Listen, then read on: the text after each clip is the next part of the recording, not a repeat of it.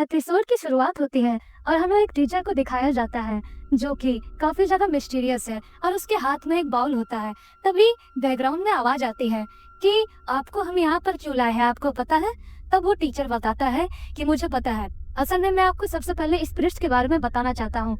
असल में स्पिरिट्स एक ऐसी आत्माएं होती है जो कि इंसानों की दुनिया में घूमती है और अपना शिकार खोजती है, और इन सब चीजों को बैलेंस करना पड़ेगा। तब जो प्रिंसिपल है वो बोलता है बैलेंस आखिर कैसे? तब जो टीचर है वो बताता है कि बैलेंस यानी यिंग एंड यांग। असल में ये डायमेंशन होता है, उस डायमेंशन के द्वारा कुछ डीमंस और स्पिरिट्स है जो कि आ सकते हैं, और अगर उन्होंने यहाँ पर पूरी तरीके से कब्जा कर लिया तो चीजें और भी ज्यादा भयानक हो जाएंगी जितना हम सोच भी नहीं सकते हैं। और ये सब बातें वो लोग करते हैं और ये भी बताते हैं कि मैं यहाँ पर आया हूँ क्योंकि आपने मुझे यहाँ पर बुलाया है। तभी जो प्रिंसिपल होते हैं वो बताते हैं कि हाँ, इसीलिए मैंने आपको यहाँ पे बुलाया है। असल में मुझे आपके बारे में मिस्टर इसी करावारा से पता चला था, जो कि एक और टीचर भी होते हैं। और प्रिंसिपल ये भी बताते हैं कि मैंने आपको इसीलिए चुना है क्योंकि आप जापान के इकलौते ऐसे इंसान हो जिसके पास साइकिक पावर है और काफी अच्छे टीचर भी हो। तो इसी के साथ जो प्रिंसिपल रहते हैं वो बगल में रहते हैं और हमें अपने टीचर को दिखाया जाता है जो कि इस स्कूल में पढ़ाने के लिए आएंगे। तभी जो प्रिंसिपल है वो बोलते हैं कि आपका नाम है मिस्टर लियोलो और आप काफी ज्यादा यंग है, उम्मीद है कि आप मेरे यंग स्टूडेंट्स यानी न्यू जनरेशन के स्टूडेंट्स को आराम से हैंडल कर पाएंगे। तो जो टीचर वो बोलते हैं कि हाँ, मुझे इसको करने में काफी ज्यादा खुशी होगी। और दूसरी तरफ हमें एपिसोड में एक स्कूल को दिखाया गया जाता है जहाँ पर बेल रिंग होती है। दूसरी तरफ हमें दिखाया जाता है कि एक लड़का जिसका नाम कास्रिया है वो फोन चला रहा होता है। तभी वहाँ पर एक छोटा सा लड़का यानी उसी का कोई दोस्त होगा वो बोलता है कि तुम्हें यहाँ पर फोन नहीं चलाना चाहिए। तब वो बताता है कि हाँ, तुमने सही कहा, अगर कोई टीचर देखेगी तो काफी ज्यादा गुस्सा होंगी। और तभी उसके बगल में एक लड़की आती है जो कि शायद उसकी बचपन की दोस्त रहती है और बोलती है कि हम दोबारा सेम क्लास में आ गए हैं, तुम्हें क्या लगता है कि टीचर कैसे होने वाले हैं? तब वो उसे इग्नोर करता है तो उससे गुस्सा हो जाती है। तभी दूसरे लड़के बोलते हैं कि मुझे लगता है टीचर स्ट्रिक्ट होंगे। तभी कुछ लोग बोलते हैं कि नहीं, मुझे लगता है वो अच्छे होंगे, और कुछ लोग ये भी बोलते हैं कि शायद वो थोड़े मिस्टीरियस हो या अलग हो। तभी हमें दिखाया जाता है कि विंडोज के बगल में एक मिस्टीरियस आदमी मंत्र पढ़ते हुए चल कर आता है। तभी हम देखते हैं कि वो हमारे टीचर नियोने होते हैं और नियोने गलती से दूसरा म्यूजिक प्ले कर देते हैं जिनके कारण उन्हें काफी एम्बैरेसमेंट का सामना करना पड़ता है। वो अपने झाड़ फूक वाले सामान को एक बगल में रखते हैं और अपना इंट्रोडक्शन देते हैं और बोलते हैं कि मैं आपका नया होमरूम टीचर हूँ और मुझे माइसुके नियोनो बुलाता है, आप मुझे नोबे बुला सकते हैं, ये नाम मुझे काफी अच्छा लगता है। तभी एक स्टूडेंट रहती है जिसका नाम मिकी रहता है, वो उनसे सवाल करती है। तब जो नियोने सेंसे होते हैं उन्हें बोलते हैं कि मेरा नाम नोबे लो। तब बोलते है वो कि नोबे टीचर, आपसे मैंने सुना है कि आप काफी ज्यादा साइकिक पावर के साथ हो और आपके पास काफी अच्छी पावर्स है, तो क्या आप हमें वो दिखा सकते हैं? तभी वो सारे स्टूडेंट्स उन्हें एक तस्वीर के पास ले आते हैं, प्रिंसिपल ऑफिस वाले तस्वीर के रूप में, और वहाँ पर वो बताते हैं कि इनकी आंखें रात में हिलती है, क्या आप हमें इससे छुटकारा दिला सकते हैं? तभी जो अपना नूब है यानी नूब टीचर वो देखता है और बोलता है कि रुको, मैं अभी इस पे झाड़ फूक करता हूँ, और वो झाड़ फूक करने वाला रहता है। इसे देखकर बाकी जो लोग हैं वो थोड़ा डाउट करते हैं कि क्या इनके पास सच में पावर है। तभी हम देखते हैं कि वहाँ पर दूसरी क्लास की होमरूम टीचर आ जाती है और बोलती है कि नियोने सेंसे, आप आखिर ये क्या कर रहे हैं? तब जो नूब रहता है वो बोलता है कि अरे मिस रिस्को, और आज से हम इन टीचर को रिस्को बुलाते हैं, इनका भी इस कहानी में बहुत बड़ा रोल है। तब वो बोलता है कि अरे मैं यहाँ पर भूत भगाने की प्रक्रिया कर रहा था। तभी मिस रिस्को बताती है कि तभी जो लोबे है वो मिस रिस्को के बोलने से पहले ही बता देता है कि आपको पता है मिस रिस्को, यहाँ पर काफी ज्यादा भूतिया पैरानॉर्मल घटनाएं होती है। और ये बातें सुनकर जो मैम है वो काफी डर कर जो लोग है उसे चाटा मारती है और बोलती है कि मुझे भूतिया चीजों से काफी ज्यादा डर लगता है, और वो डर के दोबारा अपनी क्लास में घुस जाती है। ये देखकर तो नोबे का पोपट हो जाता है और पूरी क्लास उस पर हंसने लगती है और बातें बनाती है कि मुझे लगता है कि ये टीचर बस मजाक कर रहे थे, हालांकि मुझे नहीं लगता है कि सच में भूत भगा सकते हैं। दूसरी तरफ जो टीचर का एक नोट है वो गिर जाता है और उसको जो कासिया है वो उठा लेता है। उसको उठाने के बाद उसे अजीब सा विजन आता है और विजन में ऐसा दिखाया जाता है कि कोई इंसान के ऊपर एक्सोर्सिज्म हो रहा है, उससे उसके अंदर काफी अलग तरह की पर्सनैलिटी डेवलप हो जाती है और वो बोलता है कि तुम एक दोंगी और एक नौटंकी हो, तुम्हें इस क्लास में नहीं होना चाहिए। तब जो प्रिंसिपल है यानी कि जो नोबे है वो बोलता है कि चिंता मत करो, चाहे मैं जैसा भी हो, फिलहाल मैं तुम्हारा टीचर हूँ, और वो उससे हाथ मिलाने वाले रहते हैं। तभी जो कासुया है उसके हाथों को झटक देता है और उसे एक पंच मारने वाला होता है। तभी नोबे उसे रोक लेते हैं और जो उसकी सहेली है यानी कि उसकी बचपन की दोस्त उसे शांत करके क्लास में ले जाती है। तब ये जो नोबे है उससे समझ आ जाता है कि कुछ तो गड़बड़ है। हमें शाम का समय दिखाया जाता है जहाँ पर सारे स्टूडेंट्स खेल रहे होते हैं। दूसरी तरफ हमें टीचर नोबे को दिखाया जाता है जो कि प्रिंसिपल की पेंटिंग साफ करते हैं। तब प्रिंसिपल पूछते हैं, ये बताइए नोबे सर, आपको क्या लगता है कि यहाँ पर कितनी स्पिरिट्स होंगी? तो जो नोबे है वो बोलते हैं कि मुझे इतना तो पता है कि यहाँ पर स्पिरिट्स है, लेकिन मुझे ये नहीं पता है कि आखिर मैं क्या करूँगा। अगर मैं बच्चों के सामने एक्सोर्सिज्म करूँगा तो बच्चों का पर गलत असर पड़ेगा, जिसके कारण मैं चाहता हूँ कि पहले मैं उनका ट्रस्ट बनाऊँ, क्योंकि वो मेरे प्यारे स्टूडेंट है। और दूसरी तरफ हमें दिखाया जाता है कि जो कात्सुया है वो पोजेस होने के बाद काफी गुस्सैल बन गया होता है और अपने ही एक दोस्त को पंच मार देता है और वो बहुत कस के मारता है, जिसके कारण उसे बहुत तेज चोट लग जाती है। उसके बाद दूसरी तरफ हम दिखाया जाता है कि जो कात्सुया है वो शायद अपने ही एक अच्छे इंसान से मिलता है, या शायद उसके डैड भी हो सकते हैं, वो उनसे मिलता है और उसके बाद वो बोलता है कि मैं ठीक हूँ, थैंक यू डॉक्टर टामोमो। और ये जो पर्सन है वो डॉक्टर टामोमो है, शायद इस कहानी में इनका भी रोल है। और उसके बाद शायद वो जो बड़ा इंसान है वो कात्सुया वो गले लगाकर बोलता है कि सब ठीक हो जाएगा, चिंता करने की कोई बात नहीं है। और कात्सुया काफी अजीब सा बर्ताव करने लगता है, लेकिन वो शांत रहता है फिलहाल के लिए। दूसरी तरफ हम देखते हैं कि रात हो गई होती है और कात्सुया कहीं जा रहा होता है। दूसरी तरफ जो कात्सुया है उसकी ये बर्ताव देखकर उसकी जो बचपन की सहेली है वो काफी घबरा जाती है और कल वो नोबे सेंसे यानी कि हमारे टीचर नोबे से बात करती है इसके बारे में। तब जो नोबे होता है वो कात्सुया को बाथरूम में देखता है और एक बाउल के द्वारा बोलता है कि मैं तुमसे इससे भयानक आत्माओं को निकालूंगा। तब जो कात्सुया है वो गुस्से के मारे वो बोल उसके मुंह पर फेंक के मारता है, जिससे उसे थोड़ी चोट लग जाती है यानी टीचर को। फिर दूसरी तरफ कात्सुया जो भी करने का कोशिश करे उसको उसमें मन ही नहीं लगता है और गुस्से के कारण काफी ज्यादा पागल सा हो जाता है। तभी उसकी बचपन की सहेली उसे कंफर्ट करने जाती है, तभी उसे धक्का दे देता है, जिसके कारण वो गिर जाती है और उसके माथे से खून आने लगता है। लेकिन नोबे जो सेंसे होता है वो सब चीजें संभाल लेते हैं। उसके बाद जो कात्सुया है और नोबे सेंसे है वो उसकी बचपन की दोस्त को देखने के लिए जाते हैं। तब वो बोलती है कि चिंता मत करो, मैं ठीक हूँ। और नोबे को जो कात्सुया को जो नोबे सेंसे है वो एक जगह पर ले जा रहे होते हैं और ये चीज डॉक्टर टामोमो स्कूल के ऊपर से देख रहे होते हैं। दूसरी तरफ नोबे टीचर को एक बच्चा दिखता है जो कि काफी ज्यादा रो रहा होता है। तभी वो उनके हाथों पर एक मंत्र करते हैं और एक जोक जैसी चीज को बाहर निकालता है और बताता है कि एक जोक होता है। असल में ये एक आत्मा होती है जो कि बस लोगों को परेशान करती है, अंदर घुस के उन्हें बीमार बनाती है, उनके गुस्से को बढ़ा देती है। और यही जो जोक रहता है वो इसके अंदर भी घुस जाता है कात्सुया के, और वो अपनी डिमोनिक पावर यानी पूरे गुस्से के कारण नोबे सर को ढकेल देता है, जिसके कारण जो नोबे सेंसे है वो पीछे दीवार से लड़ते हैं और काफी ज्यादा चित हो जाते हैं। दूसरी तरफ जो कात्सुया है वो अपनी ताकत को बहुत ज्यादा अपने ऊपर हावी होने देता है और बहुत ज्यादा सेंसेस देखता है, पैरानॉर्मल चीजें देखता है और बहुत ज्यादा गुस्सा हो जाता है। उसके गुस्से की कोई सीमा नहीं रहती है। दूसरी तरफ हमें दिखाया जाता है कि हिरोशी की दोस्त यानी उसकी बचपन की सहेली उसे ढूंढने के लिए जाती है और वो उससे मिल भी जाता है, लेकिन उसकी फॉर्म डिमोनिक फॉर्म बन जाती है, जिसके कारण वो उसे चोट पहुंचाने की कोशिश करता है और वो भागती है, लेकिन ज्यादा दूर तक भाग नहीं पाती है। और वो जैसे ही कात्सुया उसे अपने बचपन के दोस्त को पकड़ लेता है वैसे वो उसे कंज्यूम करने वाला रहता है। तभी जो लोग सेंसर है वो आते हैं वहां पर, अपने ग्लव्स को खोलते हैं और उससे गले लगाते हैं और बोलते हैं कि तुम्हें चिंता करने की कोई जरूरत नहीं है, मैं आ गया हूँ। और वो अपने हाथों की मदद से उस डीमन को निकालते हैं और जैसे वो डीमन को निकालते हैं तब हमें पता चलता है कोई योकाई रहता है 99 लेक के का, जो कि एक स्नेक की फॉर्म में रहता है। और जो नोट सेंसर है वो अपनी डिमोनिक फॉर्म में आ जाता है और उनसे लड़ते हैं और काफी ज्यादा खतरनाक फाइट होती है दोनों के बीच, जिसमें जो नियोना सेंसे यानी कि लोग सेंसे है अपनी हाथ की मदद से उस डीमन को खत्म कर देते हैं। तभी वहाँ पर वो दोनों स्टूडेंट्स आ जाते हैं। तभी जो कात्सुया की बचपन की दोस्त बोलती है कि आखिर आप है कौन नोबे सेंसे। तो नोबे सेंसे बोलते हैं कि फिलहाल मैं तुम्हारा स्टूडेंट हूँ, ये तुम्हारा टीचर हूँ और एक टीचर हमेशा चाहेगा कि उसके स्टूडेंट्स को कभी कोई दिक्कत ना हो। और दोस्तों इसी के साथ ये एपिसोड खत्म हो जाता है। उम्मीद है आपको ये एपिसोड अच्छा लगेगा। नेक्स्ट एपिसोड में मैं जल्दी लाने की कोशिश करूंगी। तब तक प्लीज चैनल को लाइक शेयर और सब्सक्राइब कर दें। एपिसोड की शुरुआत होती है और हमें डॉक्टर टामोमो को दिखाया जाता है जो कि हिरोशी को गर्दन पकड़ के रखते हैं और बोलते हैं कि हिरोशी तुमने कितना इंतजार करवाया।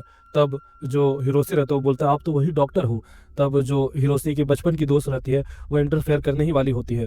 तब वो बोलता है बीच में मत पड़ो लड़की, ये हम दोनों का मामला है। तभी वो आगे आने ही वाली होती है। तभी जो डॉक्टर टामोमो है वो उसे दूर फेंक देता है, जिसे जो हमारा टीचर नूबे है वो देख लेता है और उसे पकड़ लेता है। उसके बाद जो क्योका रहती है वो बोलती है कि सेंसे हिरोशी खतरे में है। तभी जो नूबे सेंसे है वो बोलता है डॉक्टर टामोमो को कि तुम कोई अलग इंसान नहीं लगते, ये ताकत ये कोई इंसान नहीं हो सकता है।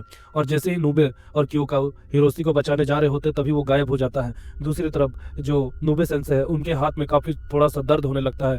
तब क्योका बोलती है कि ये क्या हो रहा है सेंसे। तब नूबे बताता है कि असल बात यह है कि ये हाथ किसी डीमन का है जिसको मैं रखा हूँ बांध कर, और ये काफी ज्यादा ताकतवर वेपन है जो कि नहीं चाहता है कि उनके साथियों का काम तमाम उसी के हाथों हो, इसीलिए वो रोक रहा है मुझे। लेकिन चिंता की जरूरत नहीं है, मुझे हिरोशी को ढूंढने के लिए जाना है तो तुम अपने घर जा सकती हो। तब जो क्योका रहती है वो बोलती है और मना करती है और जिद करती है कि मैं भी आपके साथ चलूंगी, वो मेरा भी दोस्त है। तभी जो ग्रेट टीचर नूबे रहता है वो बोलता है कि मैं ऐसा नहीं कर सकता हूँ, बहुत ज़्यादा खतरा है, तुम्हें उसकी ताकत का अनुमान नहीं है। तभी जो क्योका है वो मान जाती है और दूसरी तरफ हमें दिखाया जाता है कि जो डॉक्टर टामोमो है वो बोलते हैं कि तुम्हारे कारण मेरा प्लान बर्बाद हुआ, और उस हिरोशी को वो बिल्डिंग टावर से फेंक देते हैं। हिरोशी गिरने ही वाला रहता है, तभी जो डॉक्टर टामोमो है वो उसे पकड़ लेते हैं और बोलते हैं कि देखा, उसने कोई प्रक्रिया नहीं की, यानी कि तुम प्योरीफाई हो गए हो, जो कि काफ़ी गलत है, और वो उसे अपने साथ ले ही जा रहे होते, तभी वो उसे छोड़ने की गुजारिश करता है।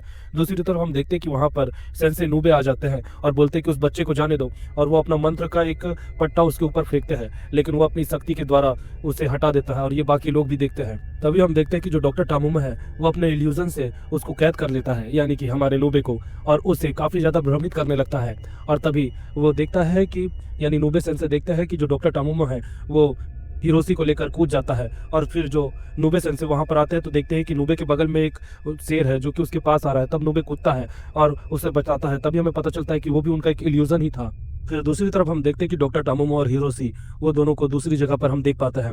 तभी जो हिरोशी होता है वो भागने की गुंजाइश करता है, तभी जो डॉक्टर टामोमो है वो बोलता है कि तुमने मेरा सारा काम बिगाड़ दिया है, लेकिन अभी भी शाम का समय हो चुका है, यानी मेरे पास थोड़ा और समय है, तो मैं कुछ कर सकता हूँ। वहाँ पर दूसरी तरफ जो नूबे सेंसे रहता है वो देखता है कि इल्यूजन खत्म हो गया होता है, तभी वो गूगल मैप का इस्तेमाल करना चाहता है, लेकिन वहाँ पर जो मैप है वो उससे खुल ही नहीं पाता है। तभी वहाँ पर क्योका आती है और उनकी मदद करती है। तभी वो बोलता है कि क्योका, आखिर तुम ये क्या कर रही हो? तब वो बोलती है कि मैं आपकी मदद करने के लिए आई हूँ, क्योंकि आपसे अकेला कुछ भी नहीं हो पाएगा। तभी हम देखते हैं कि मैप के द्वारा हमें पता चलता है कि वो इस लोकेशन में है। तभी जो नूबे सेंसे है वो बताते हैं कि वो असल में एक रिचुअल करना चाहता है, एक डिमोनिक रिचुअल, जिसके लिए वो सातों जो स्टार्स है उन्हें मिलाना चाहता है। जैसे वो मिलेंगे वैसे वो रिचुअल पूरा हो जाएगा। तभी हम देखते हैं कि वो जो स्टार रहते हैं वो लोकेशन का इंडिकेटर रहता है, जिनके कारण वो लोकेशन का पता लगाने वाले रहते हैं। दूसरी तरफ हम देखते हैं डॉक्टर टामोमो को, जो कि एक जाइंट व्हील के ऊपर रहता है हिरोशी के साथ। तभी हम देखते हैं कि नूबे हिरोशी को बचाने के लिए आता है, तो इससे परेशान होकर जो डॉक्टर टामोमो है वो बताता है कि पहले मुझे इसे ठिकाने लगाना होगा। तभी जो डॉक्टर टामोमो है वो एक इल्यूजन बनाता है, और नूबे सेंसे देखते हैं कि जो हिरोशी है उस घंटी, यानी कि बड़े बिग बैंग बेल के ऊपर लगा हुआ है और उसकी जान खतरे में है। तभी हम देखते हैं कि हिरोशी उसे बचाने के लिए वहां पर आते हैं, लेकिन वो सही समय पे नहीं आता और उसकी जो मुंडी रहती है वो काफी अलग हो जाती है। ये सदमा ये नूबे सेंसे से बर्दाश्त ही नहीं होता, लेकिन फिर हमें पता चलता है कि ये भी एक इल्यूजन है जो कि डॉक्टर टामोमो ने बनाया होता है। दूसरी तरफ हम देखते हैं कि जो डॉक्टर टामोमो है वो नूबे पे हमला करते हैं और उसे जख्मी कर देते हैं। तभी वो बोलते हैं कि अब तुम कोई काम के नहीं हो, और वहाँ से जाने लगते हैं, और ऊपर जाते जाते अपना प्लान बताते हैं कि असल में हर 300 साल में एक ऐसा स्कल जन्म लेता है, यानी कि एक ऐसा इंसान जिसकी स्कल फोक शेप की है। ये एक योकाई को जिंदा करने के लिए बनाया जाता है और इसको बहुत मेहनत लगती है। मैं बहुत समय से ये देख पा रहा हूँ, लेकिन मुझे कोई ऐसा नहीं मिला। लेकिन जब मैंने पहली बार तुम्हें देखा तो मुझे पता चला कि तुम्हारा जो स्कल है, तुम्हारी जो बॉडी है, उसको बुलाने के लिए परफेक्ट है, जिसके कारण मैं तुम्हारी तलाश में भटकता रहा था। लेकिन आज वो दिन पूरा हो जाएगा। और उसके बाद वो अपने हथियार से अपने फेस पर उस कुल्हाड़ी को घुसाता है और अपना स्कल बाहर निकाल लेता है, और उसके बाद हमें पता चलता है कि वो एक डीमन एंटिटी है, और वो फिर मंत्र पढ़ने लगता है जो कि शायद रिचुअल के लिए है, और जितने भी सिस्टमेटिक स्टार्स है वो अलाइन रहता है। और उसके बाद वो बोलता है कि अब आओ हिरोशी, तुम्हारा स्कल निकालने के बाद ये रिचुअल पूरा हो जाएगा। तभी नूबे जो रहते हैं वो बोलते हैं कि रुक जाओ। तभी वो जो डीमन एंटिटी है वो बोलता है कि आखिर ये जिंदा कैसे है, ये तो अभी तक खत्म हो जाता, लेकिन ये जिंदा कैसे हो गया। उसके बाद जो नूबे टीचर है वो हिरोशी को बगल करने को कहते हैं और बोलते हैं कि तुम पीछे हट जाओ। तभी जो वो डीमन एंटिटी वो बोलता है कि आखिर तेरी हिम्मत कैसे हुई मेरे इस रिचुअल को खत्म करने की, वो मेरा परफेक्ट योकाई बनेगा और तू हमेशा बीच में आ रहा है, आज तुझे इसका कीमत भुगतना पड़ेगा। तभी हम देखते हैं कि जो नूबे वो अपने ग्लव्स हटाते हैं और कुछ मंत्र पढ़ने लगते हैं, और उसी के साथ वो एक डिमोनिक हाथ, जो उनका डिमोनिक हाथ है, उसे वापस ले आता है। तभी जो डीमन एंटिटी है वो बोलता है ये पावर, हालांकि जो भी हो, अब मैं तुम्हें सबक सिखाऊंगा। और वो दोनों की भयानक फाइट चलने लगती है, जिसमें जो डीमन एंटिटी है वो अपने इल्यूजन्स का भी इस्तेमाल करता है, और वो दोनों की काफ़ी भयानक लड़ाई चलती है। लेकिन दूसरी तरफ से जो वो डीमन एंटिटी है वो उसे पकड़ लेता है अपने हथियार की मदद से, और उसे कहीं ले जा रहा होता है और बोलता है कि वो मैं मानता हूँ कि तुम उसकी मदद कर रहे हो, लेकिन वो तुम्हारा बेटा भी नहीं हो और तुम उसके पिता भी नहीं हो, तब इतना प्यार किस बात का। और वो उसे एक हॉल में पटक देता है। दूसरी तरफ जो हिरोशी रहता है वो बोलता है हमें सेंसी के लिए कुछ करना चाहिए, नहीं तो उनकी कहानी खत्म हो जाएगी। दूसरी तरफ जो डीमन एंटिटी है वो उससे बोलता है कि क्या हुआ, तुम मुझसे इतनी ताकत से क्यों लड़ रहे हो, आखिर वो तुम्हारे लगते कौन है और तुम उनके कौन लगते हो। तभी जो नूबे है वो बताता है कि मैं उनका होमरूम टीचर हूँ, और इसी तरह वो जो रहता है वो उसे ओवर पावर कर देता है। डीमन एंटिटी जो नूबे सर को है वो ओवर पावर कर देता है और उन्हें घुटनों पे ले आता है और बोलता है कि अब मैं हिरोशी को पोजेस करके उसे इस रिचुअल में शामिल कर लूंगा और वो मेरा परफेक्ट योकाई बनेगा। तभी जो नूबे है वो काफी गुस्सा हो जाता है और बोलता है कि मेरे होते हुए तुम ये नहीं कर पाओगे, मैं हूँ उनका होमरूम टीचर। और आखिरी लड़ाई में जो होमरूम टीचर यानी कि नूबे है वो उस योकाई यानी डॉक्टर तामोमो को खत्म कर देते हैं। तभी वो जो डॉक्टर तामोमो है वो बोलता है कि उम्मीद है तुमसे अगली बार मुलाकात होगी डॉक्टर तामोमो, मैं हूँ, मेरा नाम है तामामू, और तुमसे बाद में मिलता हूँ नूसुके।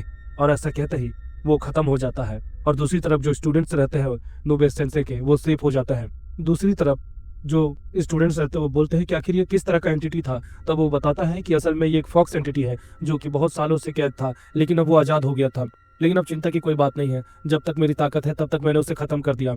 तब स्टूडेंट उनसे सवाल करते हैं कि सेंसे आपको क्या लगता है ऐसे कितने डिमंस होंगे। तब जो नोबे रहता है वो बोलता है कि मुझे इतना तो पता नहीं कि कितने डिमंस रहेंगे, लेकिन मुझे इतना लगता है कि अभी बहुत सारी लड़ाई बाकी है। और इस तरह दोस्तों ये एपिसोड खत्म होता है। मिलते हैं आपसे अगले एपिसोड में।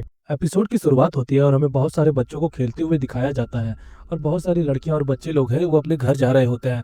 तभी वहां पर एक मैनिक्विन उन्हें देख रहा होता है, बच्चों के ध्यान उन पे पड़ता है। तभी हवा चलती है और हवा के साथ ही वो गायब हो जाता है, जिससे बच्चे लोग काफी ज्यादा डर जाते हैं।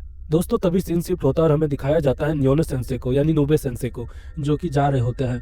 तभी वहां पर उन्हें मिस्सुओ मैम दिखती है और वो मिस्सुओ मैम को बताते हैं कि मैम आपको पता है आपके पीछे एक स्पिरिट है। तब वो उस स्पिरिट को पकड़ लेता है। तब जो मिस्सुओ मैम है वो बोलती है कि मैं आपको पता है ना कि मुझे भूताहत चीज़ों से काफ़ी ज़्यादा डर लगता है। तब जो नोबे है वो दोबारा से उस भूत को मैम के कंधे में रख देता है, जिससे मैम और भी ज़्यादा गुस्सा हो जाते हैं और उसे चाटे पे चाटे मारती है और अपने क्लास की ओर डर के मारे चली जाती है। और दूसरी तरफ हमें हमारा प्यार में हारा हुआ आशिक दर्द में दुखी मना रहा होता है। तभी उनके स्टूडेंट्स आते हैं और बताते हैं कि आपको उनके बारे में ऐसे बातें नहीं करनी चाहिए, उन्हें भूताहा चीज़ों से काफ़ी ज़्यादा डर लगता है। तभी मिकी होती है वो नोबे सर को बोलती है कि सर हमारे स्टूडेंट्स लोग हैं वो बता रहे हैं कि रात को वहाँ पर कोई इंसान या कोई आत्मा चलते हुए वो हमेशा अक्सर सुनते हैं, तो क्या आप हमारे लिए उसका पता लगा सकते हैं। तो रात को वो उनके सारे स्टूडेंट्स और जो नोबे है वो टॉर्च लेके जा रहे होते हैं। तभी वहाँ पर वो लोग चर्चा करने लगते हैं और मिकी बोलती है कि अगर वो भूत रहा तो मैं उसे अपना बॉयफ्रेंड बना लूंगी। तभी वो लोग क्लासरूम में पहुंचते हैं और चुपके से कुछ देख रहे होते हैं। तभी वहाँ पर नोबे आता है और उन्हें पीछे करके आगे जाने लगता है और तभी वो देखते हैं और सबको बुलाता है और क्लास से स्टार्ट करते हैं और बताता है कि दोस्तों और मेरे प्यारे स्टूडेंट्स, आज मैं आपको जो दिखाने वाला हूँ आप वादा कीजिए कि वो किसी को नहीं बताएंगे। और वो एक डॉल लेते हैं और डॉल में एक एक्सोर्सिज्म करता है, जिसके कारण वो डॉल हवा में फ्लॉट होती है। तभी हम देखते हैं कि जो मैनिक्विन है उसके अंदर दोबारा से जान आते हैं और बोलते हैं कि आप काफ़ी कमाल के हो नोबे सर। तब जो नोबे है वो उस भुताहा मैनिक्विन से बात करता है और बोलता है कि तुम्हें पता है ना कि तुम इस डॉल की आत्मा में हो, तुम बोलते हो कि तुम एक स्टूडेंट हो, लेकिन तुम कब तक यहाँ पर रहोगे, तुम ये बताओ। तब जो वो जो डॉल है वो बोलता है कि आपको ऐसा लगता है कि मैं केवल एक डॉल हूँ और मेरी कोई फीलिंग्स नहीं है। हम दोस्तों देख पाते हैं कि जो डॉल है उसके शरीर के अंग जो है वो हिल रहे होते हैं, जो कि काफ़ी भयानक है। दूसरी तरफ जो नोबे टीचर है वो पूछते हैं उस मैनिक्विन से कि ये बताओ कि तुम आए कहाँ से। मैंने तब देखा था जब मिस्टर रिसुके तुम्हें पहली बार खोजी थी। हम ये भी देख पाते हैं कि जब सब सफाई कर रहे होते हैं तभी उन्हें वो पुतला मिलता है। तब वो पुतले को वो लोग साइंस लैब ले जा रहे होते हैं। तभी जो नोबे है वो बताता है तभी मैंने भाप लिया था कि इसके अंदर कोई डिमोनिक एंटिटी या कोई स्पिरिट पावर है, जिसके कारण मुझे ये सेंस हुआ था, इसलिए मैं तुम्हारे पास आज इस पूछने के लिए आया हूँ। जब मैंने देखा कि तुम बच्चों के रूम में घुस के उन्हें डराते हो, रात में सब चीज़ों को छितिर बितिर करते हो, तब मेरा शक बढ़ता चला गया। असल में तुम एक आत्मा हो जो कि एक डॉल के अंदर गया है, तुम्हें मुझे वापस लाना होगा। और जैसे ही नूबे अपना हाथ बढ़ाते हैं तभी डर के मारे वो जो डॉल है वो झटकता और भाग जाता और बोलता है कि मैं कोई डॉल नहीं हूँ, मेरे अंदर भी एक जिंदगी है।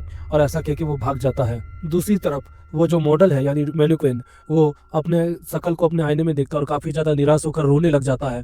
तभी वहाँ पर टीचर आते हैं और वहाँ पर ये हिरोशी भी आता है। हिरोशी आकर बोलता है ओए मॉडल, मुझे लगता है कि तुम्हें रोना बंद करना चाहिए। हमें तब तुम्हें तुम्हारे दोस्त है, क्यों ना हम सब मिलकर कोई गेम खेले आज के लिए, बताओ क्या कैसा रहेगा। तब जो वो डॉल रहता है यानी मैनिक्विन वो काफ़ी खुश हो जाता है और उन्हें धन्यवाद करता है और बोलता है कि हमें कौन सा गेम खेलना चाहिए। तो फिर जो हिरोशी वो बोलता है कि क्यों ना हमें छुपन छुपाई खेलनी चाहिए, यानी टैग गेम। तो ये बातें सुनकर जो डॉल है वो काफ़ी ज़्यादा ही अलग स्टेट में चला जाता है और वो पुरानी चीज़ याद करता है, ट्विंस, बेस्टीज और बाकी सब लोग जो कि छुपेंगे और मुझे ढूंढना होगा। ये बातें सुनकर वो काफ़ी अग्रेसिव हो जाता है और बोलता है कि हम दोनों मिलकर खेलेंगे, ट्विंस मिलकर खेलेंगे। और उसके बाद वो अपने मुक्के को आईने पर मारता है और शीशा तोड़ देता है। इससे बाकी लोग डर जाते हैं। तभी वहाँ पर सेंसे आते हैं और बोलते हैं कि ओए तुम ये क्या कर रहे हो, बाकी लोगों को चोट लग सकती थी, अपने आप पे कंट्रोल रखो, ओके। तभी जो नूबे सेंसे है वो दरवाजा खोलते हैं और बोलते हैं कि रुको, मुझे इसे साफ करने के लिए झाड़ू लाना होगा, और उस दरवाजे के अंदर ही फंस जाता है। तभी जो वो मैन्युक्विन है वो बोलता है कि मुझे लगता है मुझे अपना टैग गेम स्टार्ट करना चाहिए, और उसके हाथ में एक बहुत बड़ा सा खंजर रहता है। इसे देखकर सबकी फट के 64 हो जाती है और वो लोग वही 64 हुई चीज़ों को लेकर भाग जाते हैं और वो लोग अपनी पूरी जान लगाकर भागते हैं। और वो जो मैन्युक्विन यानी डॉल है वो भी उनके पीछे ही पड़ा हुआ रहता है और वो तभी एक हमला करता है, लेकिन उसका जो हथियार वो दीवार पे लड़ जाता है, जिससे उन्हें भागने के लिए समय मिलता है और वो लोग अपनी जान लगाकर भाग जाते हैं। सब स्टूडेंट्स इकट्ठा होते हैं और बोलते हैं कि अगर हमें इससे बचना है तो हमें ऐसी जगह पर छुपना होगा जहाँ पर ये हमें ढूंढ ना सके। और वो दो का ग्रुप बनाकर छुप जाते हैं, जिनमें से वो लोग सबकी काफ़ी ज़्यादा बुरी तरीके से डर के मारे हालत ख़राब होती है।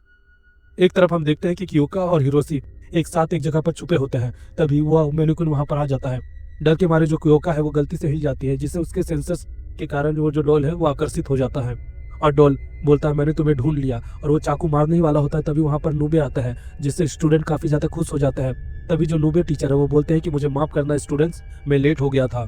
तभी जो नूबे टीचर है वो बोलता है कि तुमने अपने गुस्से के कारण देखो क्या किया है, मुझे लगता है कि अब तुम्हें यहाँ पर कैद करके नहीं रखना है, अब मैं तुम्हें खत्म करने वाला हूँ, तुम्हारी आत्मा को, तुम जहाँ से आई हो मैं तुम्हें वहीं पर लौटाने वाला हूँ। तभी जो नूबे रहता है वो अपना ग्लव्स खोलता है और अपने डिमोनिक हाथ से कुछ रिचुअल्स परफॉर्म करता है और उसे कैद कर देता है, और वो लोग तब घर जाता है। दूसरी तरफ हमें दिखाया जाता है कि जो मैन्युक्विन रहता है वो बोलता है कि मैं भी एक इंसान बनना चाहता हूँ। तभी सीन शिफ्ट होता है और वहाँ पर प्रिंसिपल होते हैं। वो देखते हैं कि तुमने तो काफी ज्यादा नुकसान किया है, इसका मतलब तुम्हारी सैलरी जो 50,000 रुपए है कल यानी कि अगले महीने तुम्हें 40,000 रुपए कट के 10,000 रुपए मिलेंगे। और ये बातें सुनकर जो नूबे रहता है वो फूट फूट के रोने लगता है। दूसरी तरफ वो लोग रहता है, वो लोग जा रहे होते हैं। तभी उन्हें वही जो एक लड़का है वो बोलता है कि कैसे हो दोस्तों, मुझे माफ करना कल जो मैंने तुम्हारे साथ बर्ताव किया था। और वो अपना असली रूप दिखाता तो हमें पता चलता है कि वही मैन्युक्विन मॉडल है जो कि एक तरह से एक इंसान बन ही चुका है, बस उसकी हाफ साइड का जो स्किन है वो डेवलप नहीं है। और उसके बाद वो वहाँ से चला जाता है, अचानक से गायब हो जाता है। तभी जो हमारे नूबे सेंसे है वो बताते हैं कि वो बोला था वो इंसान बनना चाहता है। ऐसा तब होता है जब एक हाफ योकाई और हाफ ह्यूमन की जो स्पिरिट है वो कनेक्ट करे, जिसके कारण उसे दुनिया और भगवान एक चांस देते हैं जीने का। शायद मुझे ऐसा लगता है कि वो अभी अपनी अधूरी जिंदगी जी रहा होगा, और शायद ऐसा भी हो सकता है कि वो स्कूल भी ज्वाइन किया हो, कुछ भी हो सकता है जिंदगी में।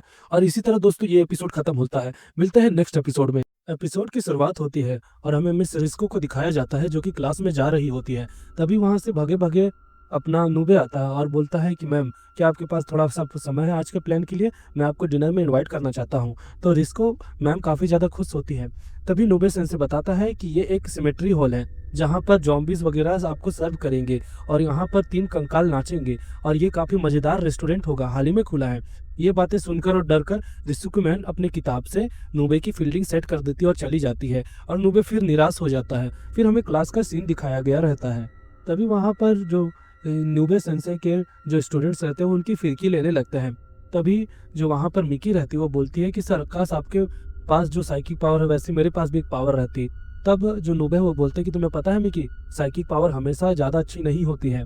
तब वो बोलती है कि ऐसी बातें नहीं है, अगर मेरे पास पावर रहती तो मैं एक साइकिक आइडल बन जाती, मुझे फिल्म्स में काम मिलता, मैं लोगों की चहेती बन जाती और नाम और पैसा दोनों कमाती। ये बातें सुनकर जो टीचर वो बोलते हैं कि चलो बच्चों आज की क्लास शुरू करते हैं। और इसी के साथ हमें दूसरा सीन दिखाया जाता है। हम देखते हैं कि जो मिकी है उसकी हमें डेली लाइफ दिखाई जाती है, और हमें ये भी पता चलता है कि वो एक साइकिक पावर से काफ़ी ज़्यादा ऑब्सेस्ड हो जाती है, जिसके कारण वो हर समय यही देखती है। तभी एक बार क्लास में वो मिस्ट्री हॉरर मांगा पढ़ रही होती है। तभी जो नूबे सेंसे बोलते हैं कि मिकी तुम्हें पता है ना कि क्लास में तुम ये नहीं पढ़ सकती हो, और वो उसकी किताब ले लेते हैं। तब वो दूसरी किताब लगाकर पढ़ती है, वो वीडियोस भी देखती है कि आप साइकिक पावर कैसे पाएंगे, और ऐसा करके ही रात निकल जाती है और उसे पता चलता है कि कल के मैथ टेस्ट की उसने तैयारी ही नहीं की। लेकिन वो सोचती है कि कल मैं साइकिक पावर का इस्तेमाल करके वो चीज़ें कर लूँगी, अगर काम किया तो, नहीं तो मैं क्योका से कॉपी कर लूँगी नोट्स को, और ऐसा कह के वो सो जाती है। तभी हम देखते हैं कि उसके बेड तरफ कुछ हलचल होती है, और उसके बाद हमें दिखाया जाता है कि वो क्लास में काफ़ी ज़्यादा नींद में रहती है।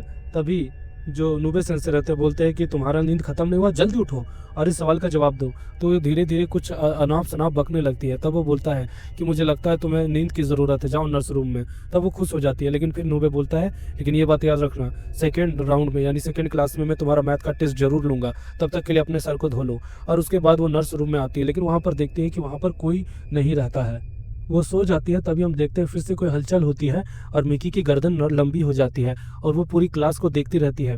तभी वो अचानक से रिस्को सेंसे को देखती है और उसके अपने गर्दन से उसे लपेट लेती है और बोलती है आपका शैम्पू तो काफ़ी अच्छा है, आप कौन सा शैम्पू का इस्तेमाल करते हैं सेंसे। तभी अचानक से वो चिल्लाती है और बेहोश हो जाती है और उसको देखकर मिकी भी वापस हो जाती है यानी सो जाती है। और उसके बाद जब वहाँ पर नूबे सेंसे आता है तो हाल ये सारी घटनाओं को पूछता है। तब रिस्को बताती है कि एक योकाई या एक भूत जैसी कोई चीज़ थी जिसके गर्दन लंबे थे। तब वो स्टूडेंट बोलते हैं क्या ये रोकुरोबू था। तब वो स्टूडेंट्स बताते हैं कि रोकुरोबू एक ऐसी एंशियंट क्रिएचर है जिसको लॉन्ग नेक वुमेन बोला जाता है। ये बात क्लास में सनसनी घटना बन जाती है। तभी मैथ का टेस्ट दोबारा से आता है, लेकिन इस बार जो मिकी रहती है उसे वो सारे सवाल याद रहते हैं और लिख देती है और खुश हो जाती है कि उसने साइकिक पावर अचीव कर ली। और उसके बाद वो काफ़ी ज़्यादा खुश रहती है। नूबे सेंसे इसे देखकर काफ़ी ज़्यादा हैरान हो जाता है। तभी वो मन मन में सपने संजोगने लगती है कि अब वो साइकिक बन चुकी है, उसके पास साइकिक पावर्स है, अब तो मज़े आ जाएंगे, उसकी ज़िंदगी मौज ही हो जाएगी। तब वो सोचती है कि दोबारा टेस्ट किया जाए और वो सोती है। उसके बाद दोबारा से उसके पास वो पावर आ जाती है और वो सबसे पहले हिरोशी, उसके बाद क्योका और उसके बाद बाकी अपने दोस्तों की फिरकी लेती है और उन्हें काफ़ी ज़्यादा परेशान करती है। और उसकी अगली सुबह हम देखते हैं कि जो मिकी रहती है वो काफ़ी ज़्यादा खुशी के मारे अपने क्लास में जा रही होती है क्योंकि उसकी ताकत और भी बढ़ती जा रही है। तभी जैसे वो क्लास में एंटर करती है सब लोग डर जाते हैं और साइड हो जाते हैं। तभी वहाँ पर वही छोटा दोस्त उसका बोलता है कि हमें पता नहीं था कि तुम एक योकाई हो और इंसान बन के हम सबको परेशान कर रही थी, तुमने हमें ट्रिक किया है। तब वो बोलती है कि दोस्तों तुम सब ये क्या बातें कर रहे हो। तभी वहाँ पे हिरोशी बोलता है कि उल्लू बनने की कोशिश मत करो, हमने सब जानता है, हमने सब देख लिया था तुम्हारा चेहरा। तब जो नूबे रहते हैं वो बोलते हैं कि मुझे ये बात पता नहीं थी, मुझे लगता है कि मुझे तुम पे एक्सोर्सिज्म करके तुम्हें ख़त्म करना होगा। और उसके बाद वो बोलता है कि चिंता मत करो, फिलहाल तुम मेरे साथ रहो और तुम लोग सब शांत रहना। तो ये देखकर जो मिकी रहती है वो काफ़ी ज़्यादा डर जाती है और भाग जाती है। और जो नूबे सेंसे वो उसके पीछे भागता है और बोलता है अपने स्टूडेंट्स को कि तुम लोग यहीं पर रहना, मैं अभी आ रहा हूँ, ओके। और जो मिकी है उसका नूबे सेंसे पीछा करने लगता है। लेकिन तभी मिकी बोलती है कि मैं कोई योकाई नहीं हूँ और वो उसके ऊपर एक ड्राम फेंक कर मारती है, गमला वगैरह, और उसके बाद उस पर स्प्रे करती है जिसके कारण मिकी को भागने का समय मिल जाता है और वो कोई स्टोरेज रूम में छुप जाती है। तभी उसको कुछ अजीब सा लगता है और वो बेहोश हो जाती है। और जब उसकी आँख खुलती है तो वो देखती है कि वो अपने शरीर को वहाँ पर देखती है और उसे पता चलता है कि उसकी गर्दन लंबी है। ये उसे एक आईने में दिखता है। तभी वहाँ पर नूबे सेंसे आते हैं और मंत्र पढ़ते हैं और बोलते हैं किस डीमन, आज मैं तुम्हें कैद करने ही वाला हूँ। और ऐसा वो बोलता है। इससे जो मिकी रहती है वो डर के मारे क्लास में चली जाती है अपनी गर्दन को लंबे करके और सब देखकर डर जाते हैं। तभी जो नूबे सेंसे उसकी गर्दन को पकड़ लेता है और अपने ग्लव्स को खोलता है और डिमोनिक हैंड निकालता है।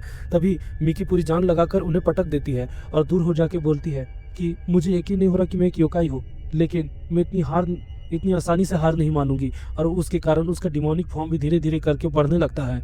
नूबे सेंसे बोलते हैं उसे रुकने के लिए, लेकिन वो रुकती नहीं है। तभी नूबे सेंसे रहते हैं वो अपनी हाथ का मदद लेते हैं और उसके मुंह को ब्लॉक कर देते हैं जिससे उसे चोट लगती है और वो दुबक कर अपने स्टोरेज रूम में चली जाती है और नूबे सेंसे वहाँ पर आता है।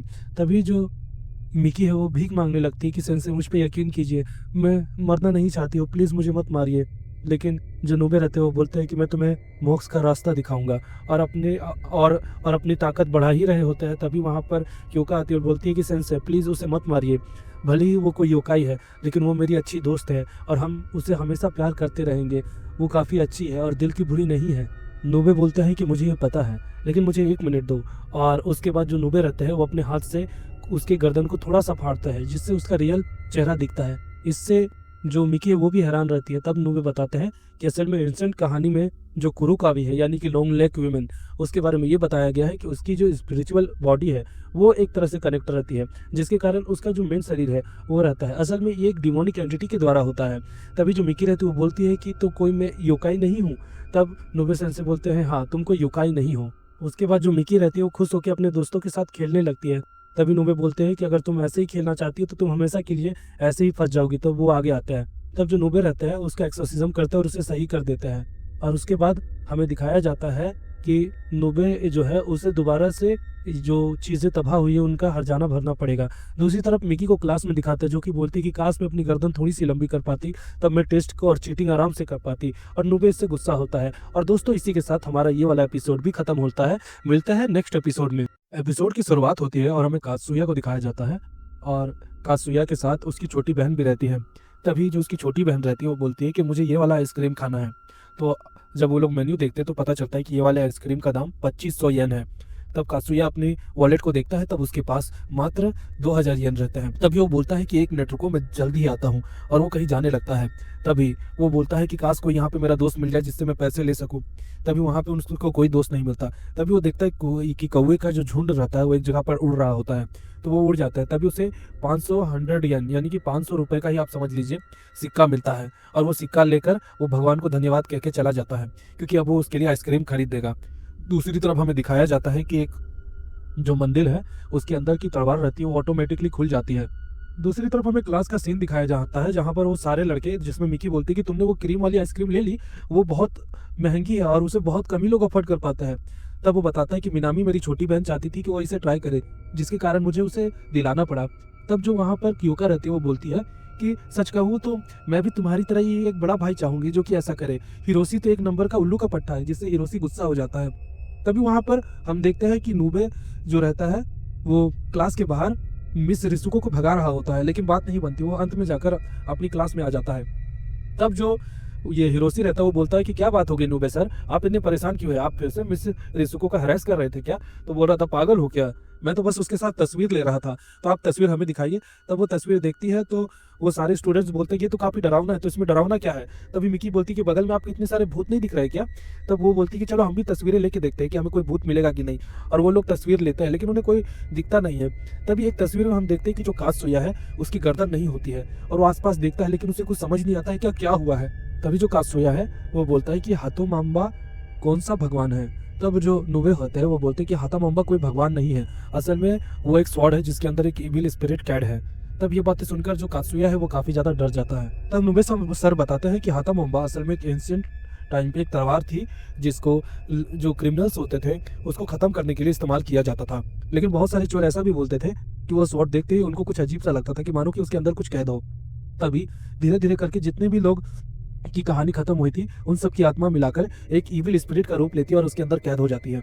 फिर जो मिकी रहती है वो अचानक से इंटरफेयर करती है और बीच की कहानी सुनाने लगती है और बताती है कि माना ये भी जाता है कि कोई इंसान अगर लालची हो गया हो या उसे सख्त पैसों की जरूरत हो, और अगर वो उस पैसे को उठा देता है हाथा माम्बा के दिए हुए पैसे को और इस्तेमाल कर देता है, तो वो भी एक क्रिमिनल कहलाता है, जिसके कारण उसका भी वही अंजाम होगा जो उन चोरों का हुआ था। ये बातें सुनकर जो कात्सुया है वो काफी ज्यादा डर जाता है। लेकिन नुबे बताते हैं कि हाथा माम्बा फिलहाल एक तरह से सील है, क्योंकि उन्हें एक तरह से एंशिएंट धागों से सील किया गया है जो कि काफी पवित्र धागे हैं। लेकिन दूसरी तरफ हमें सीन दिखाया जाता है कि वो जो पवित्र धागे हैं वो एक तरह से कट चुके हैं, जो कि कौवे के द्वारा कटे थे। उसके बाद जो नुबे होते हैं वो बोलते हैं कि याद रहे बच्चों, कभी भी कोई नीचे गिरे हुए पैसे को उठाना मत, वरना कुछ भी हो सकता है।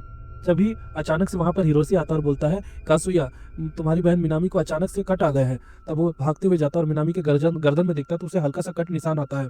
तब वो पूछता है कि ये कैसे हुआ? तो वो बोलती है कि मैंने वो झाड़ू उठाया था जिसके कारण। तब वो भी उस झाड़ू को उठाने वाला रहता है, तभी वो देखता है कि वहां पर चाकू की रिफ्लेक्शन आती है, यानी वही तलवार की, जिससे वो हैरान हो जाता है। लेकिन जब हिरोशी उसे उठाता है तो कोई दिक्कत नहीं होती है, लेकिन उसे पता चल जाता है कि आखिर वो क्या चीज हुई। तो ये बातें वो हिरोशी और कियोका को बताता है। तो कियोका बोलती है कि तो तुमने हाथा माम्बा का पैसा उठाया था, लेकिन ऐसा क्यों किया तुमने? तो वो बताता है कि सच कहूँ तो मैं मिनामी को वो गिफ्ट देना चाहता था। सच कहूँ तो मेरे पेरेंट्स हमेशा लेट घर आते हैं, जिसके कारण मिनामी का ध्यान मैं ही रखता हूँ, तो मैं नहीं चाहता था कि वो डिसअपॉइंट हो, इसीलिए। लेकिन दोस्तों अगर मैंने वो पैसा लौटा दिया तो फिर सब सही हो जाएगा ना? प्लीज़ तुम मेरी मदद करो, क्या तुम दोनों मेरे साथ चलोगे? तब वहाँ पर हिरोशी बोलता है कि तुम नुबे सर से भी तो बात कर सकते हो, वो तुम्हारी समस्या का समाधान कर लेंगे। तब वो बोलता है कि मैं नहीं चाहता हूँ कि मैं अपनी रेपुटेशन को खराब करूँ, नुबे सर मेरे बारे में क्या सोचेंगे, और मैं मिनामी को भी इसमें इन्वॉल्व नहीं करना चाहता, वरना वो मुझे एक चोर समझेगी। इसीलिए प्लीज़ भाई मेरे साथ चलो तुम दोनों, मैं तुमसे हाथ जोड़ता हूँ। और ये विनती सुनकर उन लोगों से भी रहा नहीं जाता और वो लोग वहाँ पर जाने लगते हैं। तभी जो कात्सुया है मिनामी को भी उसे साथ में लेके आना पड़ता है रिचुअल के लिए।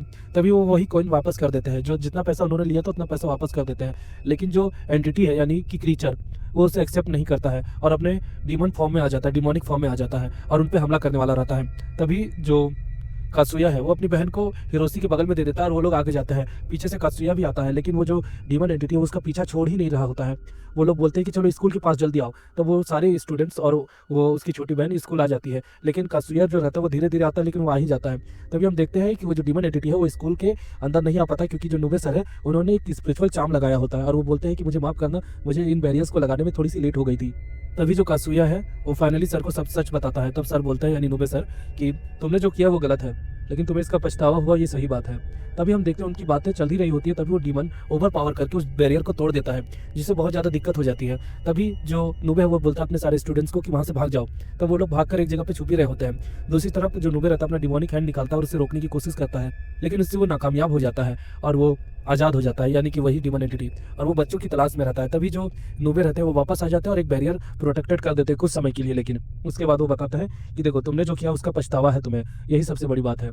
तब जो कात्सुया रहता है वो बोलता है ऐसा इसीलिए क्योंकि मैं लालची बन गया था, ये मेरी गलती है कि मैं अपने सेविंग्स को सही से नहीं कर पाया। तब उसकी बहन होती है वो रोने लगती है और बोलती है कि इसमें मेरी गलती है भैया, सच कहूँ तो मैं ही लालची बन गई थी, इसमें आपकी गलती नहीं है, इसमें मेरी गलती है। और उसे जो कात्सुया है वो शांत करता है और बोलता है इसमें तुम्हारी गलती नहीं है, तुम तो बस वो चीज़ें खाना चाहती थी, इसीलिए कोई दिक्कत वाली बात नहीं है। तब नुबे बोलते हैं कि चिंता मत करो। तब जो ये रहता है डीमन एंटिटी वो वहाँ पर आ रहा होता है। तब ये हिरोशी बोलता है कि क्या कोई ऐसा चीज़ नहीं है जिससे हम उसे ख़त्म कर सके, आपका डिमोनिक हाथ जो है वो काम नहीं आ रहा है क्या? तब जो नुबे होता है वो बोलता है कि मैं ऐसा कर तो सकता हूँ, लेकिन सच कहूँ तो वो जो पावर है वो काफ़ी ज़्यादा एंशिएंट स्वॉर्ड है, जिसे तोड़ा नहीं जा सकता इतनी आसानी से, इसलिए हमें उसके शरीर पर हमला करना होगा। लेकिन ऐसा हम तभी कर सकते हैं जब उसका ध्यान बटा हुआ हो।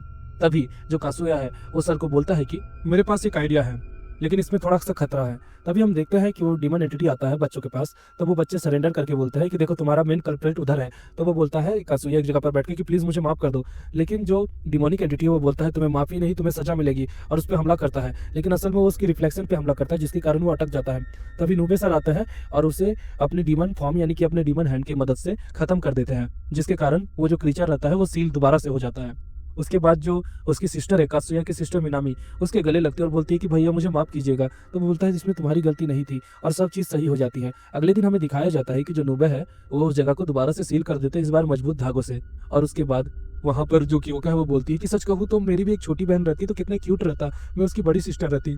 तब जो हिरोशी वो बोलता है कि अगर तुम बड़ी बहन रहती तब भैया तो दिक्कत हो जाती, तेरी जैसी चुड़ैल किसी की भी बहन ना बने। ऐसा सुन के उसे गुस्सा आ जाता है क्योका को और उसे दौड़ाने लगती है हिरोशी को। और दोस्तों इसी के साथ ये एपिसोड खत्म होता है, मिलता है किसी नेक्स्ट एपिसोड में। एपिसोड की शुरुआत होती है और हमें एक ट्रेन दिखाया जाता है जो कि बर्फबारी में चल रहा होता है। तभी वहाँ पर 2 लोग ही रहते हैं जो कि उस ट्रेन को चलाते हैं।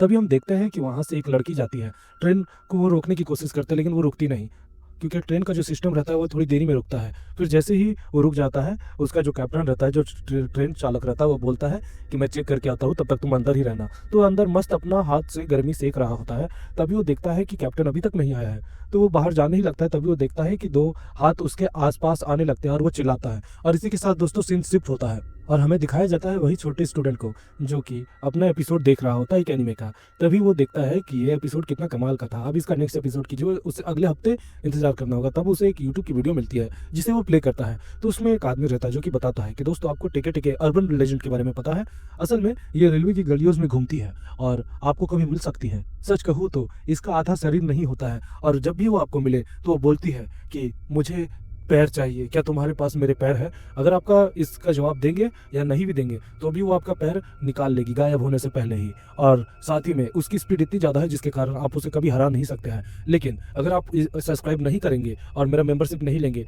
तो ये जो बंदी है वो आपके पास भी आ जाएगी, ऐसा वो बंदा कहता है। तब इससे वो डर जाता है। तभी उसकी मम्मी आती है और बोलती है कि इतनी रात को क्या कर रहे हो, जाओ सोने के लिए। तो वो मम्मी के पास आता है और उसको पकड़ लेता है और बोलता है कि मम्मी मुझे स्पेल चाहिए, मुझे पैसे चाहिए ताकि मैं उसका सब्सक्रिप्शन ले लूँ, नहीं तो वो टेके टेके आके मुझे खत्म कर देगी। तब वो बोलती कि ये क्या बकवास कर रहे हो, जाओ सोने के लिए, जिससे वो लड़का काफी परेशान हो जाता है। और फिर हमें दूसरी सीन की ओर दिखाया जाता है। हम देख पाते हैं कि उस छोटे लड़के का नाम मोकोतो रहता है। तभी मोकोतो ये सब बातें अपने टीचर और स्टूडेंट्स को बताता है। तभी स्टूडेंट्स बोलते हैं कि वो बस खाली एक मजाक है, वैसा सच नहीं होती है। तभी नोबे उसे एक्सप्लेन करने ही वाला होता है। तभी वहाँ पर रिस्को मैम आ जाती है। तभी रिस्को मैम बोलती है कि क्या हुआ है। तब उनसे ये जो नोबे सर है वो बताता है कि देखिए मैम, असल में ये बात है कि हम लोग टिकट के बारे में बात कर रहे थे, जो कि एक औरत होती है जिसके 2 हाथ रहते हैं और वो आपका पीछा करती है अपने हाथों से और आपको खत्म कर देगी। ऐसा सुनाते ही वो डर जाती है और वो दोबारा से नोबे सर की फील्डिंग सेट कर देती है और जाते हुए बोलती है कि मुझे डरावनी चीज़ों से डर लगता है, मैंने आपको कितनी बार बताया है, और इस तरह वो चल जाती है। तभी वो लोग उसे हौसला देते हैं और बोलते हैं कि ऐसा कुछ नहीं है। तब वो बोलता है कि अच्छा भूल जाओ उसके बारे में, और मोकोतो अपनी क्लास में चला जाता है। वो लोग सोचते हैं कि यार कुछ लोग पैसों के कारण और व्यूज़ के कारण कैसा करते हैं, मुझे तो समझ ही नहीं आता ऐसे लोगों को यूट्यूब में अलाउंस कैसे मिलता है, ऐसा वो लोग बातें कर रहे होते हैं। तभी हम देखते हैं कि जो अपना मोकोतो रहता है उसे हर जगह पर बस उसी के डरावने विजन्स दिखने लगते हैं। वो काफ़ी ज़्यादा डर जाता है और सबको ये चीज़ें बताता है, और सारे बच्चे भी डर जाते हैं, और यहाँ तक कि मिस रिस्को मैम भी डर जाती है, और सब लोग पिटीशन साइन करते हैं कि स्मिथ को बैन करा देना चाहिए, बैन करा देना चाहिए। और वो एक पोस्टर लेके खड़ा रहता है। तभी वहाँ पर सारे स्टूडेंट्स आते हैं और नुबेश सर भी आता है। तो बोलते हैं कि आखिर तुम ये क्या कर रहे हो मोकोतो? तो बोलता है कि सर मैं ये कर रहा हूँ, ये लोगों की भलाई के लिए कर रहा हूँ, मुझे काफ़ी ज़्यादा डर लग रहा है।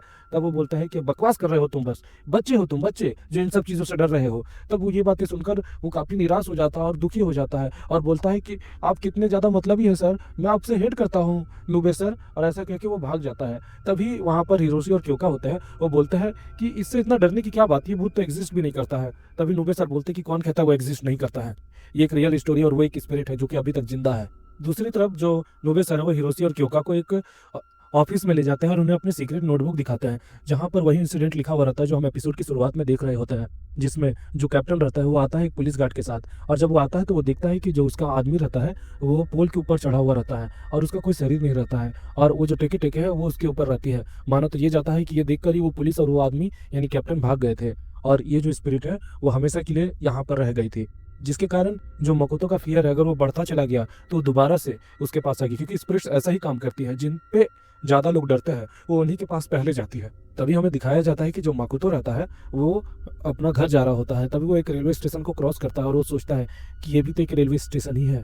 तभी अचानक से ट्रेन आती है जिसके कारण वो घबरा जाता है। तभी वहाँ पर उसे कात्सुया मिलता है और कात्सुया बोलता है कि क्या तुम अभी भी उस अर्बन लेजेंड के बारे में ही सोच रहे हो?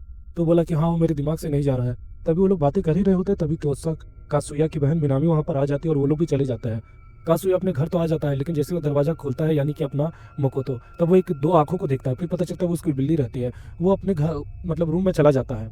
दूसरी तरफ बाहर जो रहते हैं वो नुबे सर रहते हैं, हिरोशी और क्योका रहता है, और जो अपना नुबे सर वो मस्त ड्रिंक कर रहा होता है एप्पल जूस को। तभी वहाँ पर जो ये हिरोशी है और क्योका है वो बोलते हैं कि सर आपको नहीं लगता है कि यहाँ पर कुछ होगा भी? तब उनको कुछ रेलवे स्टेशन में जो ट्रेन आती है ना तो वैसी आवाज़ सुनाई देती है। तब जो नुबे सर है वो चौकन्ने हो जाता है और बोलते हैं कि लगता है वो आ रही है। दूसरी तरफ जो मोकोतो है उसे भी ये आवाज़ सुनाई देती है, जबकि रेलवे स्टेशन काफ़ी ज़्यादा दूर है और ये आवाज़ उसको बार बार आने लगती है, जिसके कारण वो काफ़ी ज़्यादा परेशान हो जाता है। तभी हम देखते हैं कि उसके क्लोजेट से टिके टिके निकलती है और उसका पीछा करने लगती है। वो काफ़ी ज़्यादा डर जाता है। तभी वहाँ पर नुबे सर आते हैं और उसे पीछे करता है, और उसके बाद बोलते हैं कि उससे बात करो अच्छे से, कि आखिर वो तुम्हारा पीछा क्यों करती है। और तभी जो नुबे सर है वो अपना डिमोनिक हाथ उसके माथे पर डालते हैं और उससे टेकी टेकी के माथे पर, और वो दोनों कम्युनिकेशन करते हैं। इससे तो घोस्ट जो होते हैं वो कम्युनिकेट कर सकते हैं कोई भी इंसान के द्वारा। तो ये बातें सुनकर जो टेकी टेकी वो काफ़ी रोती है और उससे काफ़ी ज़्यादा गिल्ट होता है मोकोतो को भी। मोकोतो के दोस्त पूछते हैं कि आखिर क्या हुआ, उसने क्या बताया? तो वो बताता है कि मैं शांति से इसीलिए नहीं मर पाई क्योंकि तुम लोग के कारण। जब तक कोई भी इंसान हमें याद करता रहेगा तब तक हमारी स्पिरिट ऐसी ही जागती रहेगी। तब नुबे सर बताता है कि कभी कभी कुछ आत्माएं जो होती हैं वो अच्छी रहती है, बुरी नहीं रहती है। वो यहाँ से जाना तो चाहती है, लेकिन जो रूमर्स होते हैं और जो मिथ होते हैं उनके कारण वो यहाँ पर फंसी रह जाती है, जिसके कारण ये जो स्पिरिट है ये भी मिथ बन के रह गई। तो फिर जो मोकोतो रहता है वो बोलता है कि मैं तो काफ़ी डरा हुआ सा बच्चा हूँ, आखिर मैं क्या ही कर सकता हूँ। तब वो जो नुबे सर वो बोलते हैं कि तुम ये कर सकते हो, तुम उसके लिए प्रे करो। एक प्रे जो स्पिरिट्स होती है उसे शांति का मार्ग दिखाती है।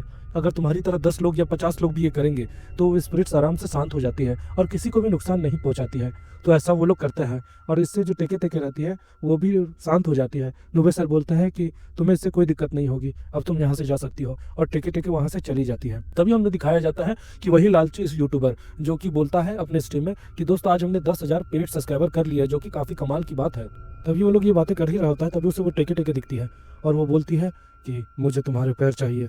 तब वो जो रहता है वो गिर जाता है और बोलता है अपने पैरों से मार कर कि छोड़ो मुझे, मुझे जीना है, मुझे छोड़ दो। तो वो बोलती है कि ऐसा केवल तुम्हारे कारण ही हुआ है, तुम्हारे कारण मुझे ये सब दर्द झेलना पड़ रहा है, और वो उसे ख़त्म कर देती है और ये कैमरा में सारे लोग देखते हैं। तभी एक मैसेज हमें देखने को मिलता है कि प्रे कीजिए मिस्टर के टिकट के लिए, क्योंकि अगर आपने वो प्रे नहीं किया तो उसकी आत्मा को शांति नहीं मिलेगी और हो सकता है अगला शिकार आप होंगे। और इसी के साथ दोस्तों ये एपिसोड खत्म हो जाता है। मिलते हैं नेक्स्ट एपिसोड में। एपिसोड की शुरुआत होती है और हम देख पाते हैं कि ट्रेन में बहुत सारे लोग रहते हैं जो कि ठंड के मारे कांप रहे होते हैं, लेकिन वहाँ का एनवायरनमेंट ऐसा नहीं रहता। तभी हम देखते हैं वहाँ पर एक ब्लू बाल वाली लड़की को जो कि बोलती है मिस्टर नियोनो यानी मिस्टर नूबे, मैं आपके पास आ रही हूँ। दूसरी तरफ हम देख पाते हैं कि बच्चे लोग गेम खेल रहे होते हैं, लेकिन अचानक से वहां पर बर्फबारी होती है, वो भी बिना मौसम और बरसात के। तभी सब लोग इसके बारे में बात करते हैं और क्योका ये भी बोलती है कि कहीं ये ना हो कि इसके पीछे भी एक योकाई का हाथ हो। तब सब लोग डर जाते हैं और वो लोग नूबे से पूछते हैं, लेकिन नूबे अपनी ही दुनिया में खोया रहता है। तभी जो मिकी है उसके गाल खींच के बोलती है कि नूबे सर आखिर आप क्या सोच रहे हैं। तब नूबे सर मन मन में बोलते हैं कि ये बर्फबारी देखकर बिल्कुल उसी की याद आ गई। मैं सोच रहा हूँ कि वो लड़की क्या कर रही होगी अभी। तभी जो मिकी है वो सोचती है और बोलती है कि लगता है नूबे सर मिस रिसुको के बारे में सोच रहे हैं। उससे मुझे याद आया, मैं सर का और मिस रिसुको का भविष्य बताती हूँ। और हम देखते हैं कि वो अपने बैग से भविष्य बताने वाली कार्ड को निकालती है और नूबे सर का और मिस रिसुको का जोड़ी देखने लगती है, लेकिन उनसे कुछ नहीं मिलता और पता चलता है कि नूबे सर के हाथ में निराशा आएगी। इससे नूबे सर उदास हो जाता है। एक एक करके वो सारी चीजें देखती है, लेकिन हमें पता चलता है कि नूबे सर की फील्डिंग सेट है और इससे नूबे सर गुस्सा होकर कहते हैं कि अब बस भी करो। तभी हम देखते हैं कि वहां से एक लड़की की आवाज आती है और वो बोलती है एक्सक्यूज मी। तभी हम दोबारा से उस ब्लू बाल वाली लड़की को देखते हैं। तब वो बोलती है मिस्टर नियोनो, मैं आपका कब से इंतजार कर रही थी। तब नोबे सर बोलता है कि तुम कौन हो, क्या तुम वही। तब वो उसके गले मिल जाती है और बोलती है मेरा नाम है युकी हिमे और मैं हूँ आपकी फियांसे। ये देखकर सब जो स्टूडेंट है वो हैरान हो जाता है। सबको एक बहुत बड़ा शौक लगता है और सबको लगता है इसी के कारण शायद बर्फबारी हुई है। तभी जो नूबे सर वो बोलते हैं कि लेकिन तुम तो छोटी थी। तो अपना यकीन दिलाने के लिए वो अपने मैजिक आइज से एक मैजिक करती है जिससे सबको यकीन आ जाता है। तभी नूबे सर बोलते हैं कि चलो हमें अकेले में बात करनी चाहिए और वो लोग अकेले में चले जाते हैं। वो लोग बात ही कर रहे होते हैं। तभी नूबे बोलता है कि तुम अचानक से यहाँ पर कैसे आई हो। तब वो बताती है कि अचानक से नहीं है, याद है आपने 5 साल पहले मुझसे एक वादा किया था कि आप मुझसे शादी करेंगे और हम पूरे जीवन भर तक खुश रहेंगे। ये बातें स्टूडेंट बड़े ही चाव से सुन रहे होते हैं। जितना इन्हें पढ़ाई में मन नहीं लगता उतनी दूसरों की बातों पर लगता है। हालांकि वो बोलती है कि वैसे हम इतने समय बाद मिले हैं तो चलिए डेट पे चलते हैं और वो दोनों चल रहे होते हैं। नूबे सर के दिमाग में आता है कि ये मुझसे शादी करना चाहती है, लेकिन बात यही है कि ये एक इंसान भी नहीं है। हालांकि मुझे कैसे भी करके इसे दोबारा से इसके माउंटेन पर भेजना पड़ेगा। तभी वो उसके एक जगह पर लेके आता है और बोलता है कि मानता हूँ ये थोड़ा अजीब है लेकिन ये बेहतर रहेगा। और वो उसे एक गर्म जगह पर गरम गरम खाने के लिए लेके जाता है। तभी जो युकी हिमे वो बोलती है कि नूबे आपको नहीं लगता है कि ये काफी ज्यादा हॉट है।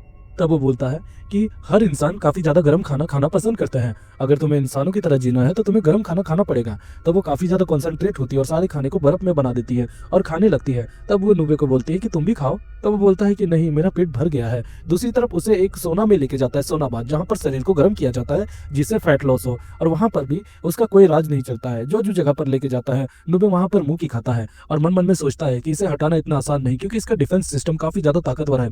तभी जो युकी हिमे है नूबे सर को एक स्नोबॉल बना के देती है। उसके बाद वह दोनों एक जगह पर बैठते हैं और नूबे बताता है कि तुम्हें पता है मैं वैसा इंसान नहीं हूँ जैसे तुम एक्सेप्ट कर रही हो। सच कहूँ तो मेरे पास ज्यादा पैसे नहीं है और मैं उतना अच्छा भी नहीं दिखता जिसके कारण लड़कियां मुझे पसंद भी नहीं करती है। तो वो बताती है कि आप वो भूल गए। तब हमें फ्लैशबैक दिखाया जाता है जहाँ पर जो नूबे रहता है वो एक स्नो सर्फिंग कर रहा होता है, लेकिन वो देखता है कि काफी ज्यादा तूफान आ गया है। वहां पर देखता है कि एक हंटर एक युकी होना को हंट कर रहा होता है और वो बताता है कि युकी होना ने मेरे परिवार मेरे दोस्तों को खत्म किया और मैं इसका बदला लूंगा।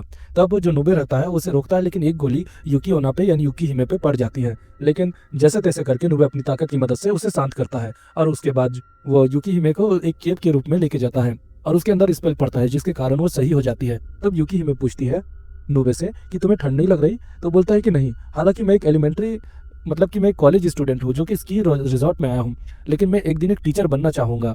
तब जो नूबे रहता है वो बोलता है कि उम्मीद है कि मैं टीचर बनके अपने सारे स्टूडेंट्स को प्रोटेक्ट करूंगा और उनकी हमेशा ही अच्छी सोच के साथ इस दुनिया को आगे लेके जाऊंगा ताकि मैं सारे योकाइज को खत्म कर सकूं जिसके कारण इंसान और योकाइज को कोई दिक्कत ना हो और सब में बैलेंस बनाए रखूं।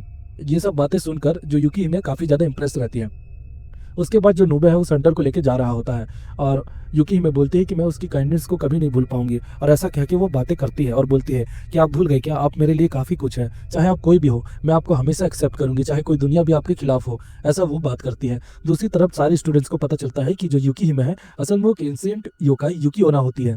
उसके बाद वो बोलती है कि मैं आपको प्यार करती हूँ, आई लव यू नूबे। और उसके बाद वो अपना एंटिटी फॉर्म दिखाती है और उसके बाद बोलती है आपको मेरे साथ चलना होगा। तब नूबे बोलते हैं कि तुम इसीलिए ये प्लान कर रही थी ताकि तुम हमेशा के लिए मुझे यहाँ से लेके जाओ। तभी नूबे सर अपना डिमोनिक हैंड निकाल के रिचुअल परफॉर्म करने ही वाले रहते हैं। तभी जो युकी हिमे वो उसके पास आती है और बोलती है चिंता मत कीजिए, आपको कोई दर्द नहीं होगा और वैसे कह के हम अपना प्यार हमेशा अमर कर सकते हैं। और वो उसे बर्फ का पूरा बना ही रही होती है। तभी उसके जो स्टूडेंट्स रहते हैं वो स्नो बॉल फेंक के उसे मारते युकी हिमे को और बोलते हैं कि तुम नूबे सर को हमारे से दूर लेके नहीं जा सकती हो, और वैसा कहती है। तभी जो युकी हिमे होती है उसे गुस्सा आ जाता है और वो अपनी ताकत से उन बच्चों पे हमला करती है और वो फाइनल अटैक करने ही वाली रहती है। तभी वहाँ पर नूबे सर आता है और उस पर अटैक करने ही वाले रहते हैं अपने डिमोनिक हैंड से, लेकिन रुक जाते हैं और बोलते हैं कि ये बात ध्यान रहे युकी हिमे, मैं तुमसे लड़ना नहीं चाहता हूँ, लेकिन अगर तुमने मेरे स्टूडेंट्स को हमला करने की कोशिश की तो मैं रोकूंगा नहीं। तभी जो जितने भी स्टूडेंट्स रहते हैं वो बोलते हैं कि प्लीज़ युकी हिमे मान जाइए, वो हमारे टीचर है और हमें उनकी ज़रूरत है। उनके अलावा हमारे पास कौन है जो हमारे लिए हमेशा सोचे, हमें बचाए। प्लीज़ ऐसा मत कीजिए, उन्हें अपने साथ लेके मत जाइए। तब जो युकी हिमे है उसका दिल पिघल जाता है और वो बोलती है कि ठीक है, लगता है कि मैं काफ़ी डिसअपॉइंट हो गई हूँ, लेकिन मुझे जाना पड़ेगा। लेकिन मैं हार नहीं मानी हूँ, एक दिन मैं दोबारा आऊँगी जब आप मुझे दोबारा प्यार करना लगेंगे तो। और वैसा कहते ही वह उसे किस करती है और चली जाती है। तभी जो नूबे सर रहते हैं उनका चेहरा पूरे तरीके से आइस वाला हो जाता है और काफ़ी ज़्यादा वो ब्लश करने लगते हैं, जिनके कारण सारे स्टूडेंट बोलते हैं कि अरे इनके लिए पानी लाओ, इनका चेहरा काफ़ी ज़्यादा आइस वाला हो गया है। और दोस्तों इसी के साथ ये एपिसोड खत्म होता है। मिलते हैं आपके से नेक्स्ट एपिसोड के साथ। डेली एनिमे एक्सप्लेनेशन देखने के लिए शिवम एनिमे एक्सप्लेन को सब्सक्राइब करें और देखें नए एनिमे हर रोज। एपिसोड की शुरुआत होती है और वहाँ पर हम बाकी सारे स्टूडेंट्स को देख पाते हैं जो कि जा रहे होते हैं। तभी हम देखते हैं कि उनमें से एक अकीरा नाम का स्टूडेंट रहता है जो कि काफ़ी ज़्यादा स्मार्ट रहता है इन्वेंशन करने में, और उसने एक ऐसा इन्वेंशन किया होता है जिसके कारण वो सारे अपने दोस्तों के बैग्स को आराम से एक मशीन के द्वारा लोड करता है और रिमोट के द्वारा उसे हैंडल करता है। वो ये भी बताता है कि मैं भी ऐसे इन्वेंशन करना चाहूँगा जिससे समाज की भलाई हो, और उसके दोस्त लोग भी उसका हौसला बढ़ाते हैं। तभी एक हल्की सी पत्थर से टकराने के कारण उसकी जो मशीन है वो अपना बैलेंस खो देती है और दीवार से टकरा कर टूट जाती है, जिसके कारण वो सोच में पड़ जाता है कि आखिर मैंने क्या गलती की थी। दूसरी तरफ सीन शिफ्ट होता है और हमें दिखाया जाता है कि वो जंक स्क्रैप में आया होता है। जंक स्क्रैप मतलब ऐसी चीज है दोस्तों जहां पर आपको कोई भंगार का माल मिल सकता है, वो भी फ्री में या कुछ थोड़े से पैसे देकर। तो उस जगह पर आता है जिसमें उसे एक खतरनाक टैब दिखती है, जो कि ओनर से वो पूछता है कि क्या ये जंक में है, तो वो बोलता है कि अगर तुम्हें ये जंक में मिली है तो हाँ ये जंक में है।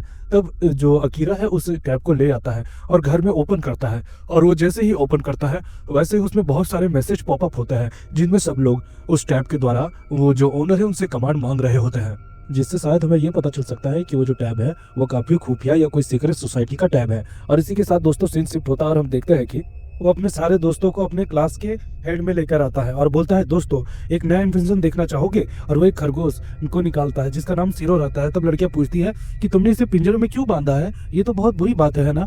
तब वो बोलता है कि अरे नहीं, एक इन्वेंशन है, मैंने एक ऐसा इन्वेंशन बनाया है जिससे कि तुम एनिमल से बातें कर सकते हो।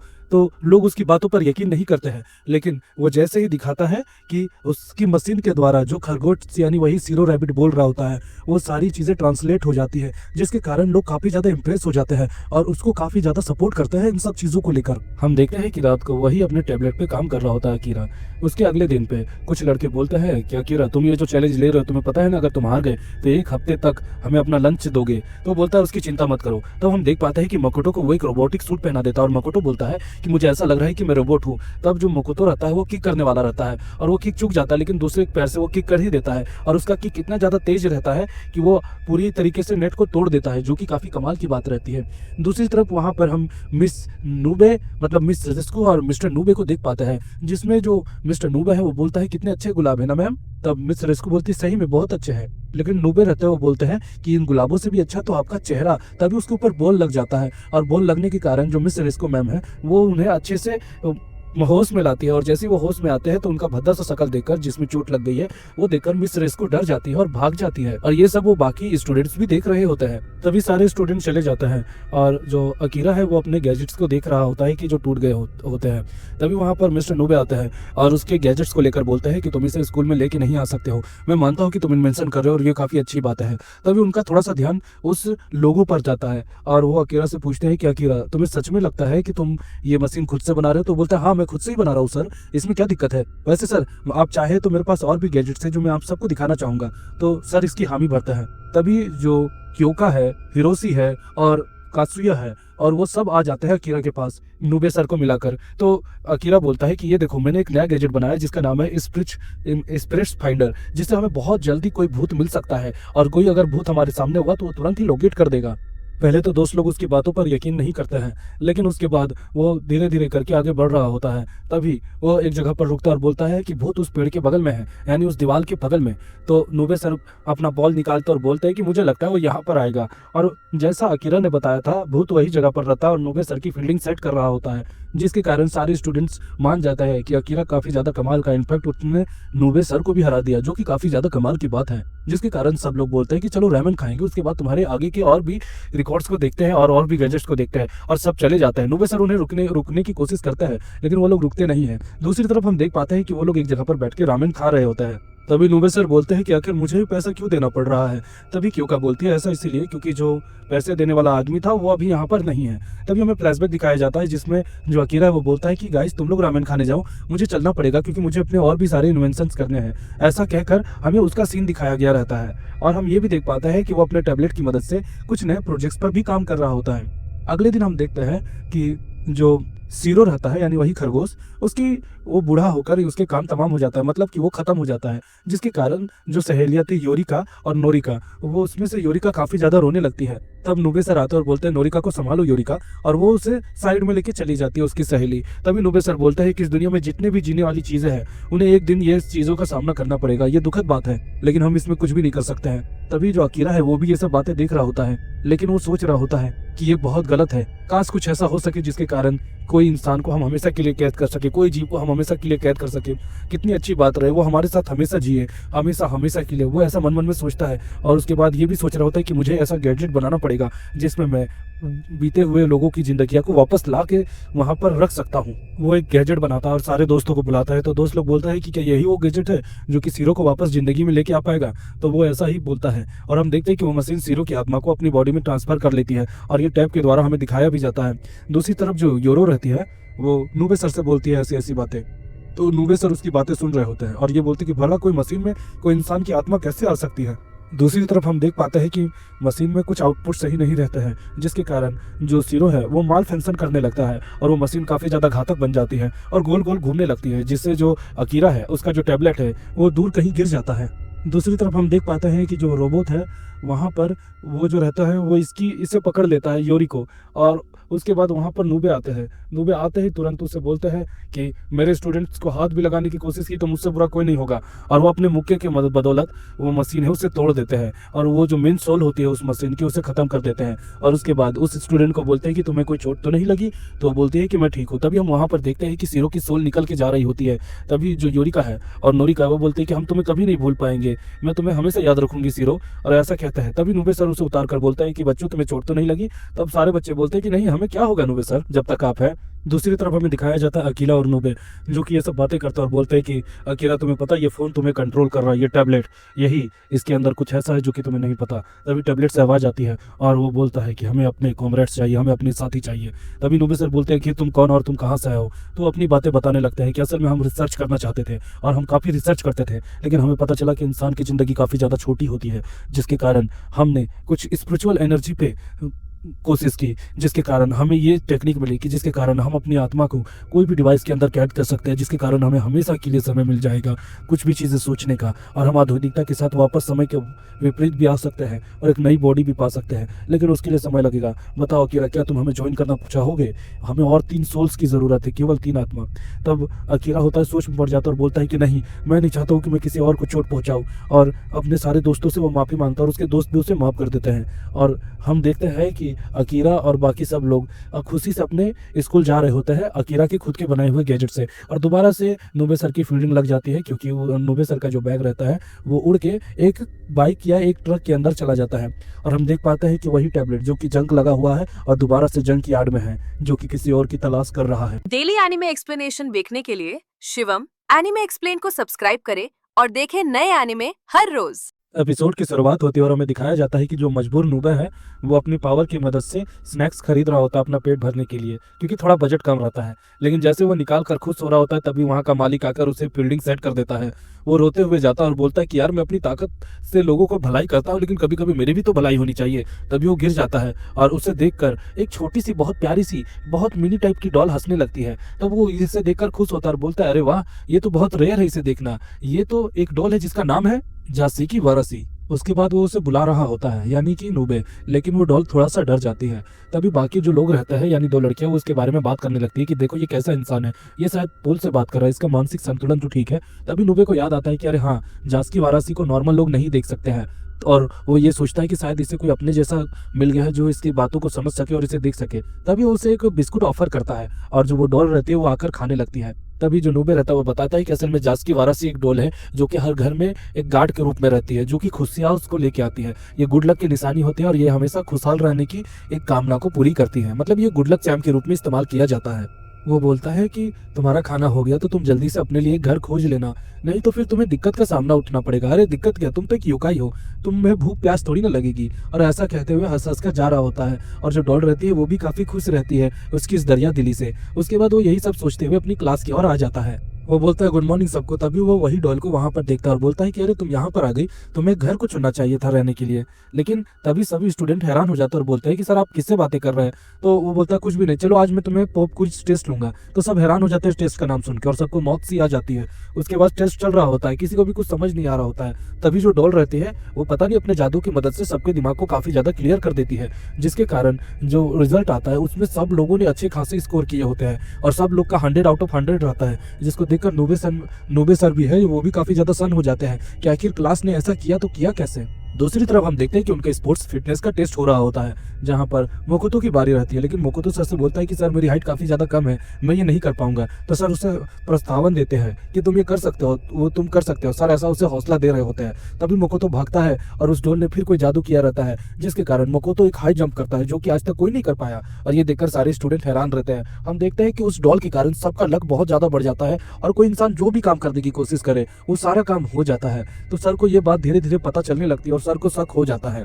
सर बोलता है कि तुम्हें लगता है कि तुम जो ये कर रहे हो ये सही है, ये गलत इन्फ्लुएंस है। तभी वहाँ पर रिस्को मैम आ जाती है और जो रिस्को मैम है वो सर को बोलती है कि सर मेरे पास मूवीज के टिकट है, अगर आपको कोई दिक्कत ना हो तो क्या आप मेरे साथ चलना पसंद करेंगे मूवी देखने के लिए। सर को ये यकीन ही नहीं होता, लेकिन सर टिकट लेते हैं और खुश हो जाते हैं और झूमते झूमते नाच रहे होते हैं। तभी उन्हें थोड़ा सा रियलाइज होता है और उसके बाद उसे पता चलता है कि ये डोल के कारण ही ये चीज़ हुई है, जिसके कारण सर वो टिकट को साइड में रखते हैं, क्योंकि सर नहीं चाहता है कि वो कोई लक की बदौलत आगे बढ़े, क्योंकि लक इंसान के लिए बेहतर है, लेकिन जब तक इंसान मेहनत करना नहीं सीखेगा तब तक वो लक कोई काम का नहीं है। उसके बाद वो बोलता है कि देखो तुम जो काम कर रही हो उसको मैं गलत नहीं बोलूंगा, लेकिन इससे बच्चे लेजी हो जाएंगे और सच कहूँ तो बिना मेहनत किए इंसान अपने लक के दम पे पूरी उम्र भर नहीं जी सकता है। तो मुझे ऐसा लगता है तुम्हें कोई दूसरा घर ढूंढना चाहिए, ऐसा नहीं है कि तुम गलत हो। तो ये बातें सुनकर जो डॉल है वो काफी ज्यादा दुखी हो जाती है और वहां से चली जाती है। नूबे सर को इसको लेकर काफी बुरा भी लगता है। दूसरी तरफ हम देख रहे होते हैं कि नूबे सर वहां से जा रहे होते हैं क्लास खत्म होने के बाद। तभी वहां से हिरोशी पार होता है और वहां पर वो डॉल रहती है, लेकिन हिरोशी के ऊपर पता नहीं कोई चीज गिरने वाली रहती है, लेकिन जो डॉल है वो अपनी पूरी जान झोंक देती है और उसे बचा लेती है, जिससे वो जो डॉल है उसको काफी चोट लगती है। सर ये बात देखते हैं और उसके पास आता है, बोलता है कि तुम्हें चोट लगी है, रुको मुझे तुम्हें ठीक करने दो। लेकिन जैसे ही सर उसे ठीक करने वाले रहते हैं वो डॉल तब तक भाग जाती है।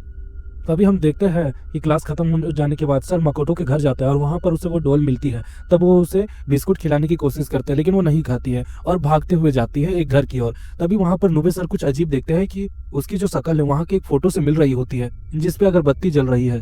तभी वहां पर एक बूढ़ी अम्मा आती है और उसे देखकर लोग हैरान हो जाते हैं। तभी वहां पे एक बूढ़ी औरत आती है और बोलती है कि मैं उस लेडी की केयर टेकर हूँ, क्या आप उनसे मिलना पसंद करेंगे, क्या आप उन्हें मिलने के लिए आए हैं, ऐसा वो बोलती है। उसके बाद वो लोग मिलना पसंद करते हैं। तभी वो केयर टेकर बताती है कि ये हमारी दादी है और ये तकरीबन 100 साल की हो गई है। तभी नूबे सर बोलते हैं कि आपकी हेल्थ काफी अच्छी है, आपने खान पान में काफी ध्यान दिया होगा।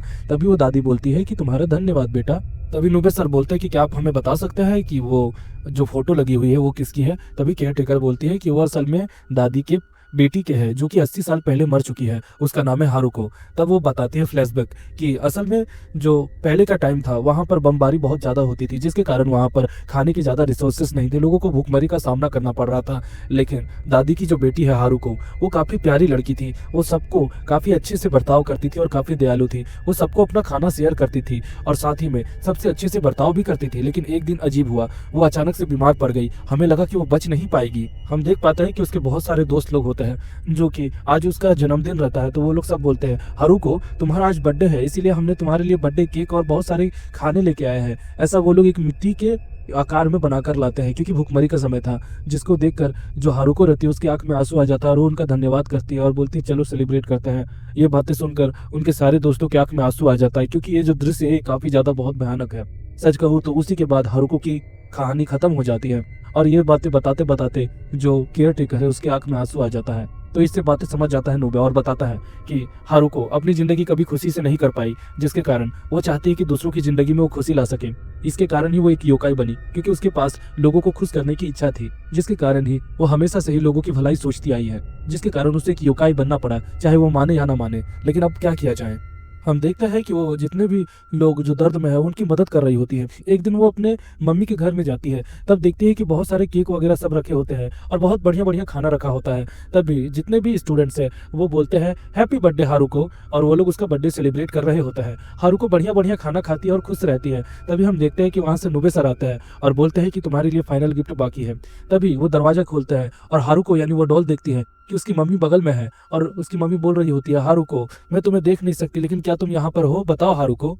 लेकिन जो नोबे सर रहता है वो अपना डीमन हैंड निकालता है और एक मैजिक करता है, जिसके कारण जो दादी की बॉडी रहती है वो उसकी जो सोल रहती है वो यंग फॉर्म में आ जाती है, जिसके कारण वो रहती है वो उस डॉल को देख पाते हैं यानी हारुको को, और हारुको भी दादी को देखती है, वो भी उसके यंग फॉर्म में। तो वो दोनों एक दूसरे को रियलाइज कर लेते हैं। हारुको रोने लगती है और अपनी मम्मी के पास आने लगती है। तभी हम देखते हैं चलते चलते वो अपने नॉर्मल फॉर्म में आ जाती है, जिसे हर कोई देख रहा होता है, और वो दोनों काफी समय गले मिल के बिताते हैं और रोने लगते हैं। इससे हमें पता चलता है कि वो जो लड़की है उसे अपनी माँ याद आ गई है। उसके बाद जो समय आ जाता है तब नोबे सर उसकी बॉडी को यानी दादी की बॉडी को या आत्मा को दादी की बॉडी में भेज देते हैं, और जो हारुको है वो भी नॉर्मल डॉल बन जाती है। लेकिन वो काफी खुश रहती है क्योंकि उसे अब सब याद आ जाता है, और वो जो हारुको है वो नोबे सर की पॉकेट से बिस्कुट उठाकर खा लेती है। इससे हमें पता चलता है कि अब उससे वो गुस्सा नहीं है और उसे माफ कर देती है और वहां से चली जाती है।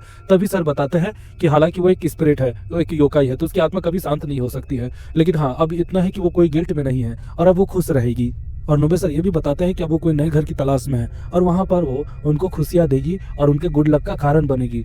और इसी के साथ दोस्तों ये एपिसोड खत्म होता है। मिलता है किसी नेक्स्ट एपिसोड में, तब तक के लिए चैनल को लाइक करें, शेयर करें और सब्सक्राइब कर दें। डेली एनिमे एक्सप्लेनेशन देखने के लिए शिवम एनिमे एक्सप्लेन को सब्सक्राइब करें और देखें नए एनिमे हर रोज।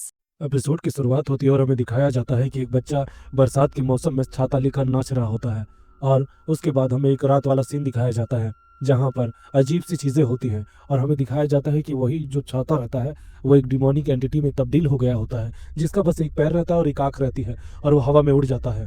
सीन शिफ्ट होता है और हम देखते हैं कि एक लड़का रहता है जो कि खिड़की से बाहर देख रहा होता है कि सबके परिवार आते हैं, सबकी मम्मी आती है और अपने बेटों बेटियों को लेकर जाती है, और वो ये सब देख रहा होता है, लेकिन वो भी जाने की इच्छा रखता है, लेकिन कोई फायदा नहीं होता। तभी उसकी नींद खुलती है और उसकी मेड वहां पर आती है और बोलती है यंग मास्टर आप कितनी देरी तक सोइएगा। तभी ये बातें देखकर वो दोबारा से अपना मूड ऑफ कर लेता है और सोने लगता है। तभी उसकी मेड उसकी कंबल को खींच लेती है, जिसके कारण वो बोलता है कि अरे तुम ये क्या कर रही हो।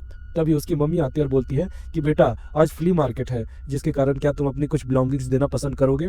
तब वो बोलता है जो देना है दे दो, हमारे पास ऐसे भी बहुत ज्यादा पैसा है, जिसके कारण मुझे इन सब चीजों से फर्क नहीं पड़ता है, ऐसा वो बोल रहा होता है। दूसरी तरफ हमें ये भी बताया जाता है कि जो स्कूल है एलिमेंट्री स्कूल जहाँ पर नोबे सर पढ़ाते हैं वहाँ पर फ्ली मार्केट रखता है। दोस्तों फ्ली मार्केट एक ऐसा मार्केट है जिसमें अगर मान के चलिए आपको कोई चीज़ रहती है आप वो तो डोनेट कर सकते हैं, नहीं तो फिर वो ट्रेड कर सकते हैं। मतलब एक तरह का ये मार्केट ही है जहाँ पर वो जाने की कोशिश कर रहा होता है, यानी कि हमारा अमीर वाला बंदा भी आएगा। आपको ये कुछ एपिसोड में देखने को भी मिलेगा। हम मार्केट में देख पाते हैं कि सब लोग अपने मार्केट में सामान वगैरह लगा रहे होते हैं और बेचकर लाभ उठा रहे होते हैं। तभी हम वहाँ पर नोबे सर को देखते हैं और मिस रिस्को को भी देखते हैं। वो दोनों बातें कर रहे होते हैं कि ये मार्केट में बच्चे लोगों को इससे बिजनेस अपॉर्चुनिटीज और सेल्स मार्केटिंग के बारे में भी पता चलेगा, तो वो लोग ऐसी बातें कर रहे होते हैं। तभी वहां पर नोबे सर का ध्यान बढ़ता है और वो देखता है एक रेडियो जो कि बहुत पहले का रेडियो था, जिसका दाम 50 रुपए रहता है। तो वो उस रेडियो को बहुत ज्यादा पसंद करते थे, जिसके कारण बोलते हैं कि ये रेडियो मैं 10 रुपए में लेना पसंद करूंगा।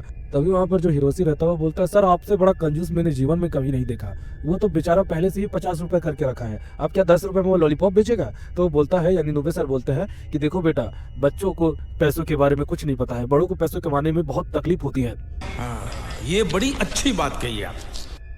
जिसके बाद हम देख पाते हैं कि वही अमीर लड़का वहां पर एक सामान को लेकर आ रहा होता है, मतलब कि उसके पास एक बॉक्स रहता है जिसमें काफी सारे महंगे सामान रहता है। तभी नोबे सर बोलते हैं सुइची ये सारे सामान तो नए हैं। तभी इससे हमें पता चलता है दोस्तों कि इस अमीर लड़के का नाम सुइची रहता है, तो हम भी उसे सुइची ही बोलेंगे। तो सुइची बोलता है कि सर देखिए ये सब सामान ऐसे भी मेरी मम्मी ने बोला था कि सब सामान बेच रहे तो मुझे भी बेचना चाहिए, लेकिन ऐसे भी ये सामान मैं फेंकने वाला था, तो जितने भी सामान है उन सब के लिए मैं 1 रुपए रखूंगा, तो क्या आप लेना पसंद करेंगे। तब सब लोग हड़क जाता है और सर सबसे पहले बोलते हैं मैं लूंगा मैं लूंगा। तभी जो रिस्कू मैम है वो उन्हें मारती है और बोलती है कि सर ये स्टूडेंट्स के लिए है, किसी आपके जैसे टीचर के लिए नहीं। तब सर को समझ आता है। दूसरी तरफ जितने भी स्टूडेंट्स रहते हैं वो लोग बात कर रहे होते हैं कि हाँ एक बात तो है कि सुइची बहुत अमीर घर से आता है, मल्टी मिलियनर कंपनी से आता है। इसके पापा और मम्मी मल्टीपल बिजनेस ओन करता है। साथ ही में इसका एक बहुत बड़ा सा रेस्टोरेंट है जहाँ पर केवल विदेशी लोग आते हैं। सच कहूँ तो इसके पास अरबों अरबों की संपत्ति है और सब लोग उससे जल रहे होते हैं। और यहाँ तक कि जो यूकी रहती है वो तो ये भी बोल देती है मिकी कि मैं उससे शादी कर लूँ क्या पैसों के लिए। इससे पता चलता है दोस्तों कि मिकी कितनी बड़ी गोल्ड डिगर है। ऑल दो हमें ये सब बातें नहीं करनी चाहिए, टॉपिक पे आते हैं। तभी हम देखते हैं कि नोबे सर सुइची के पास आते हैं और उससे बोलते हैं कि सुइची तुम्हें नहीं लगता है कि तुम ये सब फालतू का बेच रहे हो, ये सब तो बहुत लोगों के काम आएंगे। तब सुइची उन्हें एक तगड़ा जवाब देता है कि सर आप काफी ज्यादा गरीब हो जिसके कारण आपकी सोच भी काफी ज्यादा छोटी है।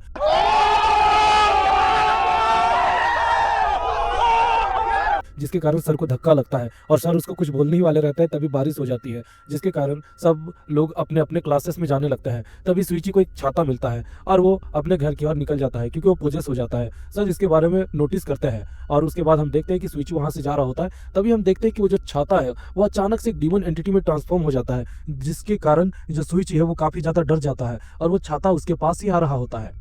तभी जो नोबे सर है वो उसे बचाने के लिए भागता है, लेकिन जो छाता रहता है वो उसे अपने अंदर लपेट लेता है और उसे कहीं लेके जा रहा होता है। नोबे सर, कियोका और हिरोशी उसका पीछा करने लगता है। तभी हम देखते हैं कि जो सुइची है उसे वो छाता एक जगह पर लेके आता है और उसे चाटता है। उसके बाद बहुत सारे जो अजीब अजीब तरह के डीमन एंटिटीज है वो उसे घेर लेते हैं और घेरने के बाद वहां पर नोबे सर भी आता है और जो कियोका और हिरोशी है वो भी आता है। तभी हम देखते हैं कि वही सारे एंटिटीज उसे आसमान में धीरे धीरे करके उड़ा रहे होते हैं और वो उनके ऊपर रहता है। तभी नोबे सर एक्सप्लेन करते हैं कि असल में ये ऑब्जेक्ट्स का एक मकसद होता है। जैसे कि अगर मैं तुम्हें समझाऊं तो ये ऐसे ऑब्जेक्ट्स रहते हैं जिनको 1 साल से कम समय में फेंक दिया गया रहता है। मात्र इनको ना इस्तेमाल करने के कारण ये गुस्सा नहीं है, बल्कि इनकी काबिलियत ना समझने के कारण भी ये गुस्सा है। ये गुस्सा इंसान के अंदर भरता है और इन ऑब्जेक्ट्स के अंदर भी, जिनके कारण इस हेट के कारण ये एक तरह से हाफ योकाई और हाफ सुकोगोमी बनते हैं। सुकोगोमी एक ऐसी एंटिटी होती है जो कि एक ऑब्जेक्ट के द्वारा बनाई जाती है, उसके हेटरेट के द्वारा। जैसे मान के चलिए कि मेरे पास एक फोन है, ठीक है, और वो मैंने 1 महीने यूज किया, उसके बाद मुझे एक नया फोन लेना है और वो फोन मैंने खरीद लिया, जिसके कारण मैं इस फोन को वैल्यू नहीं दे रहा हूँ, जबकि उस फोन के कारण ही मैं इस नए फोन को खरीद पाया। लेकिन मुझे उसके बारे में अब और मतलब नहीं रहा, जिसके कारण उस फोन को मेरे ऊपर हेट डेवलप होगी, क्योंकि ये फोन मुझे बहुत पसंद करता था और मैं पहले इसे करता था। लेकिन ये इंसान की चॉइस होती है।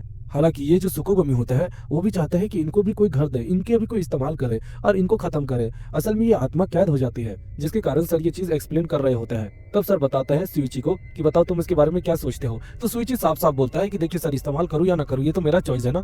तब सर सिंपली उसे पकड़ता है और अपने डिमोनिक हैंड जो रहता है उसकी मदद से, जो यानी कि छाता है यानी सुकोगोमी, उससे कम्युनिकेट कराता है। तब हमें फ्लैशबैक देखने को मिलता है जिसमें हम देख पाते हैं कि जो सुइची रहता है वो सबसे पहले इस छाते को देखता है और अपनी मम्मी से रिक्वेस्ट करता है कि मैं यही छाता लूंगा जब वो 4 साल का रहता है, और उसकी मॉम उसे वो छाता दिलवा देती है। वो छाता पाकर वो काफी ज्यादा खुश हो जाता है और उस छाते को अपना दोस्त बना लेता है और उसको नाम भी लिखता है, जिसके कारण वो काफी खुशी से हमेशा उसको अपने साथ रखता है और उससे बहुत लगाव रखता है। वो छाता उसका एक दोस्त बन जाता है और उससे वो बहुत प्यार करता है। लेकिन एक दिन वो छाता उससे खो जाता है, जिसके कारण वो काफी ज्यादा रोता है और उसके बाद ये चीजें उसे पता चलती है कि ये छाता वो था जो कि उसे बहुत समय पहले मिला था। तभी सर बोलते हैं कि मैंने झूठ कहा था कि ये जो सुकोगोमी होते हैं वो इंसान पे हमला करते हैं। असल में वो इंसान को बहुत प्यार करते हैं और सच कहूँ तो ये कभी कभी उनको देखने के लिए आता है। सच कहूँ तो ये जो छाता है ये तुमसे काफी प्यार करता है। तो सुइची को अपनी गलती पता चलती है और उस छाते के साथ वो गले मिलता है। सर ये भी बताते हैं कि देखो, जितने भी सुकोगोमी रहते हैं वो कोई भी इंसान को हार्म नहीं पहुंचाते हैं, वो बस उनको देखते हैं और ये कभी कभार ही होता है। तुम लकी हो जो तुम इनको देख पा रहे हो। तभी हम देखते हैं कि जितने भी सुकोगोमी रहते हैं वो अपने ओनर से एक एक बार करके मिलने जाते हैं। तभी हम देखते हैं कि सब चीजें नॉर्मल हो जाती है और फिर वो देखते हैं कि वो जगह पर एक डंप एरिया रहता है जो कि उन सारे कचड़ों को एक साथ रिसाइकल करता है ताकि अब वो दोबारा किसी नए मालिक से मिलने के लिए जा सके। सुइची से देखकर रोता है। तब सर बोलते हैं कि तुम ठीक हो सुइची? तो बोलता है कि हाँ मैं ठीक हूँ। तब सर बोलते हैं कि चलो मैं तुम सबको एक बढ़िया सी पार्टी देता हूँ। तब सुइची बोलता है कि क्या आप हमें महंगे रेस्टोरेंट लेके जाएंगे? तो वो बोलता है नहीं, मैं तो तुम्हें समोसे के ठेले पास लेके जाऊंगा। और वो सर जो रहता है वो सुइची को थपथपाते हैं। सुइची इससे खुश हो जाता है और सुइची को ये बात समझ आ जाती है कि दोस्तों असली खुशी ज्यादा पैसे या ज्यादा बड़े बड़े सामान को लेने में नहीं, जो आपके पास है उसी में खुश रहने में है। इसीलिए दोस्तों मैं भी आपको एक ही चीज बोलना चाहूंगा कि आपके पास जो भी है उससे खुश रहे, क्योंकि भगवान जिसको जितना देता है उतना काफी रहता है उसके जीवन में। और इसी के साथ दोस्तों ये एपिसोड भी खत्म होता है। मिलता है किसी नेक्स्ट एपिसोड में। डेली एनिमे एक्सप्लेनेशन देखने के लिए शिवम एनिमे एक्सप्लेन को सब्सक्राइब करें और देखें नए एनिमे हर रोज। कहानी की शुरुआत होती है और हमें दिखाया जाता है कि एक फॉक्स गर्ल जो रहती है वो तामामू को खोज रही है, जिसे नूबे सर ने ख़त्म किया था। तभी उसे तामामू का स्कल मिलता है और वो अपनी पावर की मदद से तामामू को रिवाइव कर देती है, क्योंकि तामामू का एक मैग्नेटिक फोर्स यानी कि एक जो बॉडी का अंग होता है वो जिंदा था, जिसके कारण जो तामामा रहता है वो वापस लाइफ में आ जाता है और वह धन्यवाद करता है सुबिकी मारू का, जिसके कारण इस लड़की का नाम हम जान पाते हैं जो कि है सुबिकी मारू। तब तामामू जा रहा होता है, तभी सुबिकी मारू उसे रोकती है। तभी जो तामामू है वो चिल्लाकर बोलता है कि मेरा पीछा करना बंद करो छोटी फॉक्स, और वैसा कहता ही वो ये भी बोलता है कि नूबे बस इंतजार करो, मैं अपना बदला लेने के लिए तुम्हारे पास आ रहा हूँ। दूसरी तरफ हम देखते हैं कि बहुत सारी मैग्नेटिक फील्ड रहती है जो कि टुकड़ों में बढ़ जाती है और आसमान में गोल गोल घूमने लगती है एक सर्कल की तरह, और उसके बीच में हमें कुछ अजीब सी एंटिटी को देखने को मिलता है और वहाँ पर एक कुत्ता रहता है, जिसके कारण वो देखकर कुत्ता जो रहता है वो डर के भाग रहा होता है। लेकिन हम देखते हैं कि उस एंटिटी का एक छोटा सा हिस्सा उस कुत्ते की पूंछ में लग जाता है और उसके बाद सब ब्लैकआउट हो जाता है और जितने भी सोलार पैनल के हिस्से हैं वो इधर उधर बिखर जाते हैं। फिर हम देखते हैं क्लास का सीन, जहाँ पर नूबे सर बोलता है कि ओके बच्चों, यहाँ पर डॉक्टर आए हुए हैं तो आज आपकी हाइट का मेजरमेंट टेस्ट होगा और आपकी फिजिकल फिटनेस का भी।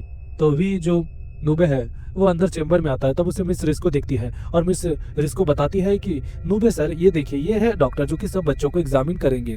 तभी हम देख पाते हैं और नूबे भी देख पाता है कि वहाँ पर डॉक्टर तामोमो रहता है, जिसे देखकर नूबे गुस्सा हो जाता है, उसकी कॉलर पकड़ के बोलता है आखिर तुम बच कैसे गए, मैंने तो तुम्हें खत्म किया था, ऐसे वो उससे बोल रहा होता है। तभी मिस रिस्को बोलती है कि नूबे सर आखिर आप ये क्या कर रहे हैं, और सारे स्टूडेंट्स वगैरह जो रहते हैं वो बोलते हैं कि आखिर सर उनके साथ ऐसा बर्ताव क्यों कर रहे हैं, मुझे कुछ समझ नहीं आ रहा है। दूसरी तरफ जो हिरोशी रहता है वो काफी ज्यादा डरा हुआ रहता है। तभी जो डॉक्टर टामोमो है वो हंसते और बोलते हैं कि शायद आपको कोई गलत फहमी हो गई है।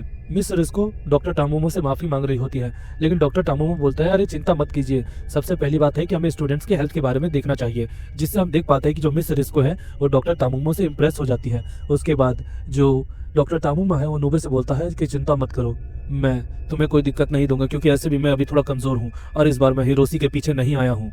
और तभी जो डॉक्टर टामोमो है वो हिरोशी के पास जाता है और उसे बोलता है कि चिंता मत करो, मैं तुम्हारे सर को नहीं निकालूंगा क्योंकि मैं कुछ और प्लान कर रहा हूँ। और उसके बाद वो सबका चेकअप करने के लिए चला जाता है और तभी नूबे सोच रहे होते हैं कि आखिर ये क्या प्लान कर रहा है। दूसरी तरफ हमें वही कुत्ता दिखाया जाता है जिसके पूंछ में वही अजीब सी चीज लगी हुई रहती है।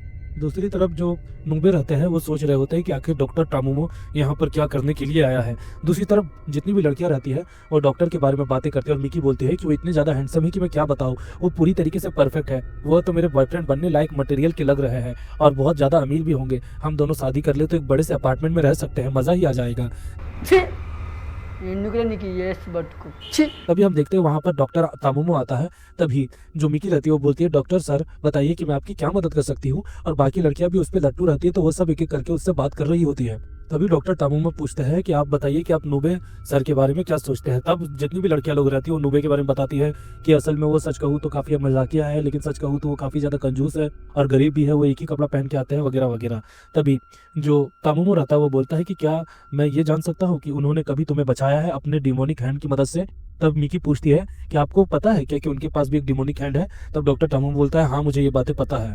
तभी तामोमो बोलता है कि नूबे वैसा इंसान नहीं है जैसे मैंने सोचा है, उसके अंदर वाकई में काफी गलत और काफी अलग काबिलियत है जो कि हम सबसे ज्यादा आगे बनाती है उसे। तभी वहाँ पर नूबे आता है और बोलता है कि तुम अभी तक गए नहीं, और नूबे उससे लड़ाई करने ही वाला रहता है। तभी वहाँ पर मिकी और बाकी लड़की स्टूडेंट्स आ जाती है और बोलती है कि सर आप उनके साथ इतना गलत बर्ताव क्यों कर रहे हैं, हाँ आप बहुत बुरे हैं, ऐसा वैसा वो लोग बोलते हैं। तभी जो डॉक्टर तामोमो है वो आगे आता है और बोलता है कि क्यों ना हमें एक ऐसी जगह पर बात करनी चाहिए जहाँ पर और कोई ना हो, और वैसा कह के वो निकल जाता है। तब हम देखते हैं और नूबे बोलता है कि बताओ तुम क्या बातें करना चाहते हो। तभी जो तामोमो है वो बताता है कि नूबे सर आपको पता है कि इंसान इम्परफेक्ट होता है और मैं एक योकाई हूँ जो कि बहुत लंबे समय से यहाँ पर जी रहा हूँ, लेकिन योकाई में एक ऐसी बात होती है कि अगर आप लंबे समय तक जिए तो आप योको बन जाएंगे, जिसके कारण योको क्लैन के कारण जब मैंने ये एम किया था तब मुझे काफ़ी चुनौतियों का सामना करना पड़ा था, लेकिन मैं योको बनने वाला था। लेकिन जब मैं तुमसे लड़ा नूबे तब मुझे तुम पे काफ़ी इंटरेस्ट लेना पसंद हुआ, जिसके कारण ही मैं तुम्हें जानना चाहता हूँ, वो भी और अच्छे से। तभी नूबे बोलता है कि अगर ऐसी बात है तो तुम मुझसे लड़ना चाहोगे क्योंकि तुम अपनी हार को स्वीकार नहीं कर पाए हो, है ना। तभी जो नूबे रहता है वो तामोमो पे हमला करता है, लेकिन तामोमो उसे डॉज करके ऊपर उठ जाता है। तभी जो नूबे रहते हैं वो अपनी स्पेल का इस्तेमाल करते हैं, लेकिन डॉक्टर तामोमो रहता है उसे जला देता है और उस पर हमला करने ही वाला रहता है नूबे पर, लेकिन वो रुक जाता है और उसके बाद वो एक ही चीज़ बोलता है कि मुझे आपसे आज लड़ाई नहीं करनी है, इसलिए मैं जा रहा हूँ, बाद में मिलते हैं। तभी वहाँ पर जो नूबे रहता है वो बोलता है कि ओए ये बताओ कि आखिर तुम क्या प्लान कर रहे हो।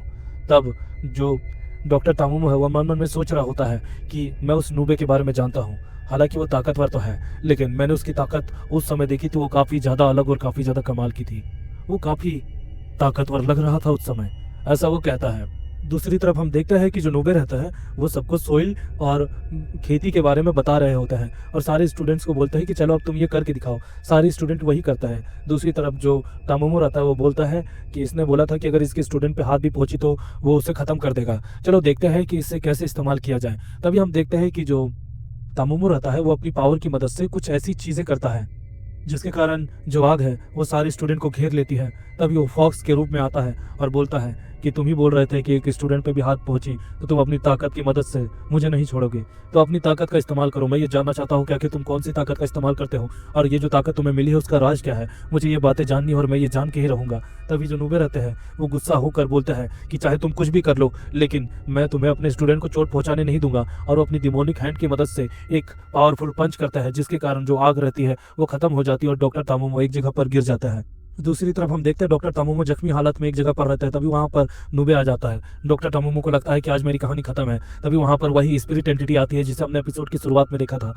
तभी जो तामोमो है वो बताते हैं कि ये यहाँ पर कैसे आ गया। असल में ये फॉग स्पिरिट है जिसको बोला जाता है रेम योगा। तभी नूबे बोलते हैं कि ये रेम योगा यहाँ पर आ कैसे सकता है। हम देखते हैं कि वो बहुत सारे स्टूडेंट को जख्मी कर रहा है जिसके कारण नूबे उस पर हमला भी करता है, लेकिन उसका कोई फायदा नहीं होता है। तभी तामोमो बोलता है कि अब इससे मेरा कोई वास्ता नहीं है, लेकिन मैं तुम्हें एक बात बता दूं, ये नर्क का एक प्राणी है, यानी एक एंटिटी है, और इसे तुम जितनी बार भी मारो वो शक्ति को ऑब्जर्व करके और भी बड़ा हो जाता है। नूबे सर उससे लड़ने की तमाम कोशिश करते हैं लेकिन कोई फायदा नहीं होता। अंत में नूबे उससे हार कर एक जगह पर गिर जाता है और उसके बाद जो उनकी स्टूडेंट रहती है क्योका और मिकी बोलती है नूबे सर आप क्या ठीक है? तो वो बोलता है हाँ मैं ठीक हूँ, लेकिन मैं इसे कैसे हराऊं मुझे समझ नहीं आ रहा है। और इसी के साथ दोस्तों ये एपिसोड खत्म हो जाता है। मिलता है किसी नेक्स्ट एपिसोड में, तब तक के लिए चैनल को लाइक करें, शेयर करें और सब्सक्राइब करें। एपिसोड की शुरुआत होती है और हम देख पाते हैं कि चारों तरफ बस फॉग ही फॉग रहता है और जितने भी स्टूडेंट रहते हैं वो सक्सेसफुली रेस्क्यू किए जा रहे होते हैं। दूसरी तरफ जो नूबे रहता है वो इस डिमोनिक एंटिटी से लड़ रहा होता है और उसे जितनी देर तक हो सके उतनी देर तक रोकने की भी कोशिश करता है। तभी हम देख पाते हैं कि जो तामोमो है वो ऊपर वो सब देख रहा होता है और बोलता है कि कोई फायदा नहीं है, रेम योगा को अगर तुम रोकने की कोशिश करो तो वो रुक तो जाएगा, लेकिन एक बार रात हो गई तो उसकी पावर इतनी बढ़ जाएगी जितना हम लोग कभी सोच भी नहीं सकते हैं, ऐसा वो बता रहा होता है। दूसरी तरफ हम देख पाते हैं कि जो नूबे सर है वो उस डीमन को एंटिटी को यानी रेम योगा को रोकने की काफ़ी ज़्यादा कोशिश कर रहे हैं, लेकिन हम देख पाता है कि वो जो रेम योगा है वो नूबे सर की पावर को ऑब्जर्व कर रहा है और धीरे धीरे करके वो नूबे सर के बैरियर को तोड़ देता है और फ्री हो जाता है, जिसके कारण नूबे सर परेशान रहते हैं। फिर दूसरी तरफ स्टूडेंट बोलते हैं कि क्या नूबे सर ठीक होंगे, मुझे वो दिख नहीं रहे हैं, ऐसा वो लोग बातें कर रहे होते हैं। तभी हम देखते हैं कि वहाँ से नूबे सर भागते हुए आते हैं और उन्हें बोलते हैं कि जल्दी से अपनी जान बचाकर यहाँ से भागो। और हम देख पाते हैं कि वही डीमन एंटिटी यानी कि रेम योगा उनकी तरफ आ रहा होता है, उन बच्चों की तरफ। तभी सारे बच्चे भाग रहे होते हैं। तभी हम देख पाते हैं कि मिकी का पैर फिसलता है जिसके कारण वो गिर जाती है और वही डीमन एंटिटी उस पर हमला करने वाला रहता है। तभी नूबे सर बीच में आकर मिकी को बचाता है, लेकिन जब वो दूसरी बार हमला करता है तो क्योका उसे बचाती है जिसके कारण वो जख्मी हो जाती है। दोस्तों इससे हमें पता चलता है कि जो डिमोनिक एंटिटी है वो कोई लिक्विड जैसी चीज़ें होती है उससे हमला करता है, और अगर वो कोई विक्टिम यानी कि कोई व्यक्ति को लग गया तो फिर वो एक तरह से अजीब अनकॉन्शियस स्टेट में चला जाता है जिसके कारण उसे कोई होश आवाज नहीं रहता है, यानी एक तरह से समझ लीजिए तो बेहोश हो जाता है। हालांकि बहुत सारे स्टूडेंट इससे जख्मी हो जाते हैं और जितने भी लोग रहते हैं अपनी जान बचाकर भाग चुके होते हैं। नूबे सर भी भागने की कोशिश करता है, लेकिन वो बस स्कूल के छत के ऊपर चढ़ जाते हैं और उस डीमन पे हमला करते हैं और उसे बीच से 2 टुकड़ों पर बांट देते हैं। लेकिन हम देख पाते हैं कि वो जो रेम योगा है वो दोबारा जुड़ जाता है। इससे हमें पता चलता है कि जो रेम योगा है उसके पास रीजनरेशन की स्किल है जिसके कारण वो दोबारा से सही हो जाता है। फिर हम देखते हैं कि शाम का समय आ जाता है, थोड़ी सी धूप उगती है और जितने भी जख्मी स्टूडेंट्स रहते हैं वो छत के ऊपर रहते हैं टेरेस में, जिसके कारण हम देख पाते हैं कि उनके पीछ में वही जो रेम योगा है उसके एग लगा हुआ रहता है और उसके कारण जितने भी स्टूडेंट होते हैं जो कि इंजर्ड रहता है वो काफ़ी ज़्यादा चिल्ला रहे होते हैं दर्द के मारे। तभी मिकी बोलती है कि क्या कोई रास्ता नहीं है जिससे आप अपने डिमोनिक हैंड से उसे हटा दें। तब जो नूबे वो बोलता है मैं ऐसा कर तो सकता हूँ, लेकिन असल में वो जो एग है वो उनके नसों तक जुड़ गए हैं। अगर मैं उसे हटाने की कोशिश करूँगा तो फिर बॉडी को बहुत ज़्यादा नुकसान पहुँचेगा और बॉडी सर्वाइव नहीं कर पाएगी, जिसके कारण बहुत सारे स्टूडेंट पैनिक करने लगते हैं। तभी जो तामोमो है वो बताता है कि और ये भी बात सुनो कि कल सुबह तक वो सारे अंडे हैच हो जाएंगे और एक बार अगर वो हैच हो गए तो फिर वो अपने होस्ट को खा लेंगे। ये बातें तुम समझ पा रहे हो? तब जो नूबे है वो बोलता है मुझे ये बात पता है, मैं उसे ख़त्म कर दूंगा तो फिर ये सारी चीज़ें हट जाएगी। तभी जो तामोमो है वो बोलता है क्या तुम्हारे लिए उसको लेकर कोई प्लान है? तो बोलता है मेरे पास इसको लेकर कोई प्लान नहीं है। तभी जो तामुमो है वो बताता है कि तुम एक चीज़ कर सकते हो, जो रेम योगा है उसे हराने का एक ही रास्ता है, वो उसका फॉग। अगर रात हो गई तो फिर वो अपने फॉग के कारण पूरी सिटी में कब्जा कर लेगा और उसके बाद कोई चीज़ें नहीं बचेंगी, सब चीज़ें ख़त्म हो जाएंगी। लेकिन अगर धूप रही और उसके फॉग को हटा दिया जाए तो उसे मारना आसान हो जाएगा। तभी नोबे बोलता है कि तुम मुझे ये क्यों बता रहे हो। तभी तामोमो बोलता है ऐसा इसलिए क्योंकि मैं बस तुम्हारी ताकत का राज जानना चाहता हूँ जो कि तुम छुपा रहे हो। तब जो नोबे रहता है वो बोलता है मेरे पास कोई ताकत नहीं है जिसको मैं छुपा सकूं, लेकिन मेरे पास बस एक होप है, एक उम्मीद है कि मैं हमेशा अपने स्टूडेंट की रक्षा करूंगा, चाहे इसके लिए मेरी जान ही क्यों ना चली जाए। और यही चीज़ मुझे सबसे ज़्यादा ताकतवर बनाती है। हम देख पाते हैं कि नोबे चैंटिंग कर रहा होता है और अपनी पूरी कोशिश करता है ताकि वो अपने स्टूडेंट्स को बचा सके। दूसरी तरफ जो हिरोशी रहता है तंग आकर तामुमो से बोलता है कि तामुमो, मुझे पता है कि तुम उसकी मदद कर सकते हो, तुम्हें उसकी मदद करनी होगी क्योंकि तुम ही उसकी मदद कर सकते हो, लेकिन आज तुम बेसहारा खड़े हुए हो, क्या तुम्हें अपने आप पे शर्म नहीं आ रही। तब जो तामुमो रहता है वो बोलता है कि मैं उसकी मदद कैसे कर सकता हूँ। तभी वो बोलता है चिल्लाकर कि तुम भी एक साइकिक हो, तुम भी उसी के जितने ताकतवर हो, क्या तुम्हें ये बात पता नहीं है कि तुम इतने ताकतवर होने के बाद भी कुछ नहीं कर पाओगे। सारे स्टूडेंट भी बोलते हैं कि आप एक साइकिक है, आप उसकी मदद कर सकते हैं, प्लीज़ हम आपसे रिक्वेस्ट करते हैं, प्लीज़ नोबे को आपकी ज़रूरत है। ऐसा वो लोग सब रिक्वेस्ट करते हैं जिसके कारण जो तामुमो है उसके अंदर अलग सी चमक हम देख पाते हैं और वो नोबे की मदद करने के लिए जा रहा होता है। दूसरी तरफ हम देख पाते हैं कि जो फॉग रहता है वो पूरी तरीके से स्कूल को ढकने ही वाला रहता है। तभी हम देखते हैं कि नोबे एक जाल जैसी चीज़ें बनाता है जिससे कि वो उस डिमोनिक एंटिटी को ख़त्म कर सके या फिर उसे फंसा सके, और हम देखते हैं कि नोबे वो जाल बना लेता है। तब नोबे उस डिमोनिक एंटिटी के पास जाता है और वो डिमोनिक एंटिटी उसे देख लेती है और उस पर हमला करने वाला रहता है, लेकिन तभी नोबे बच जाता है और नोबे बताता है सबको कि अगर मैं उसे उस एरिया तक ले आया जिस एरिया में मेरा नेट लगा हुआ है तब उसे पकड़ना आसान होगा। तभी उस पर एक हमला करता है और उसे अपने पीछे बुलवा रहा होता है। वो डिमोनिक एंटिटी भी उसके पास जा रही होती है और धीरे धीरे करके वो उसके पास आ जाती है। तभी नोबे सर जबरन उस पर हमला करने लगते हैं, लेकिन उस हमले का कोई फायदा नहीं होता क्योंकि वो बहुत जल्दी जनरेट हो जाता है।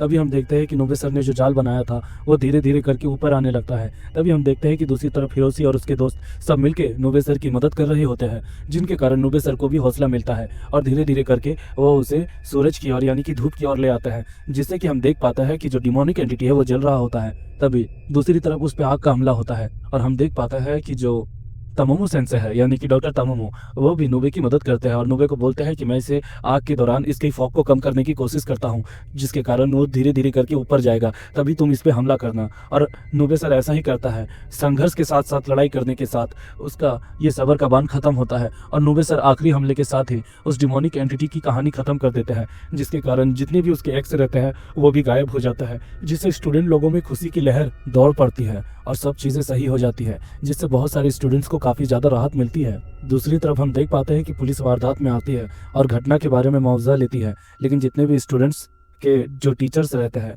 और प्रिंसिपल रहता है वो सारी चीज़ें झूठ बताते हैं, क्योंकि अगर वो सच भी बताएंगे तो भी उसका यकीन कोई नहीं कर पाएगा, इसीलिए सब चीज़ें संभल जाती है। दूसरी तरफ हम देख पाता है कि जो तामोमो रहता है वो निराश मुंह के साथ बाहर जा रहा होता है। तभी वहाँ पर सुबीकी मारू आती है और सुबीकी मारू बोलती है कि तामोमो सान यानी कि मास्टर तामोमो, मैं यहाँ पर आ गई हूँ, मुझे आपकी चिंता हो रही थी। तभी जो तामोमो रहता है वो बोलता है कि तुम्हें मेरे बारे में किस लिए चिंता हो रही थी। तो वो बोलती है कि आपके इनकम्प्लीट ह्यूमनिफिकेशन के कारण। तब जो तामोमो रहता है वो बोलता है कि तुम्हारे कहने का मतलब है कि मैं कुछ काम का नहीं हूँ। तभी सुबीकी मारू वहाँ से हटती है और हम देख पाते हैं कि नोबे सेंसे यहाँ पर आता है और उसका धन्यवाद करता है। तभी जो तामोमो रहता है वो जाते हुए बता रहा होता है कि मैं कियोको के नाम पे कलंक हूँ क्योंकि मैंने इंसानों को बचाया। तभी जो नोबे रहता है वो बोलता है कि तुम्हें नहीं जानना है मेरी ताकत का क्या राज है।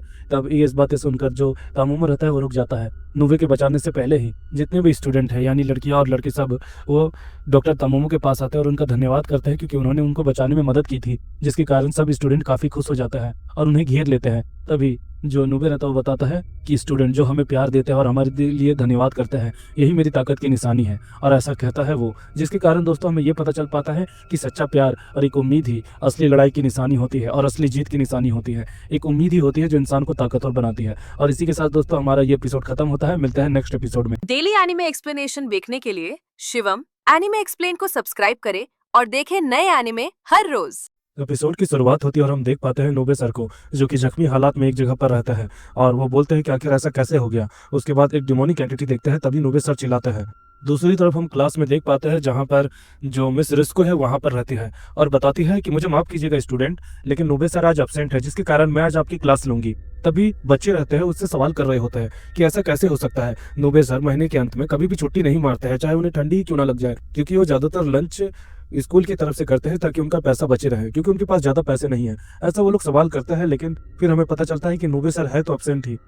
क्लास खत्म होने के बाद बाकी सारे स्टूडेंट्स बात कर रहे होते हैं कि तुम्हें क्या लगता है नूबे सर सच में बीमार होंगे।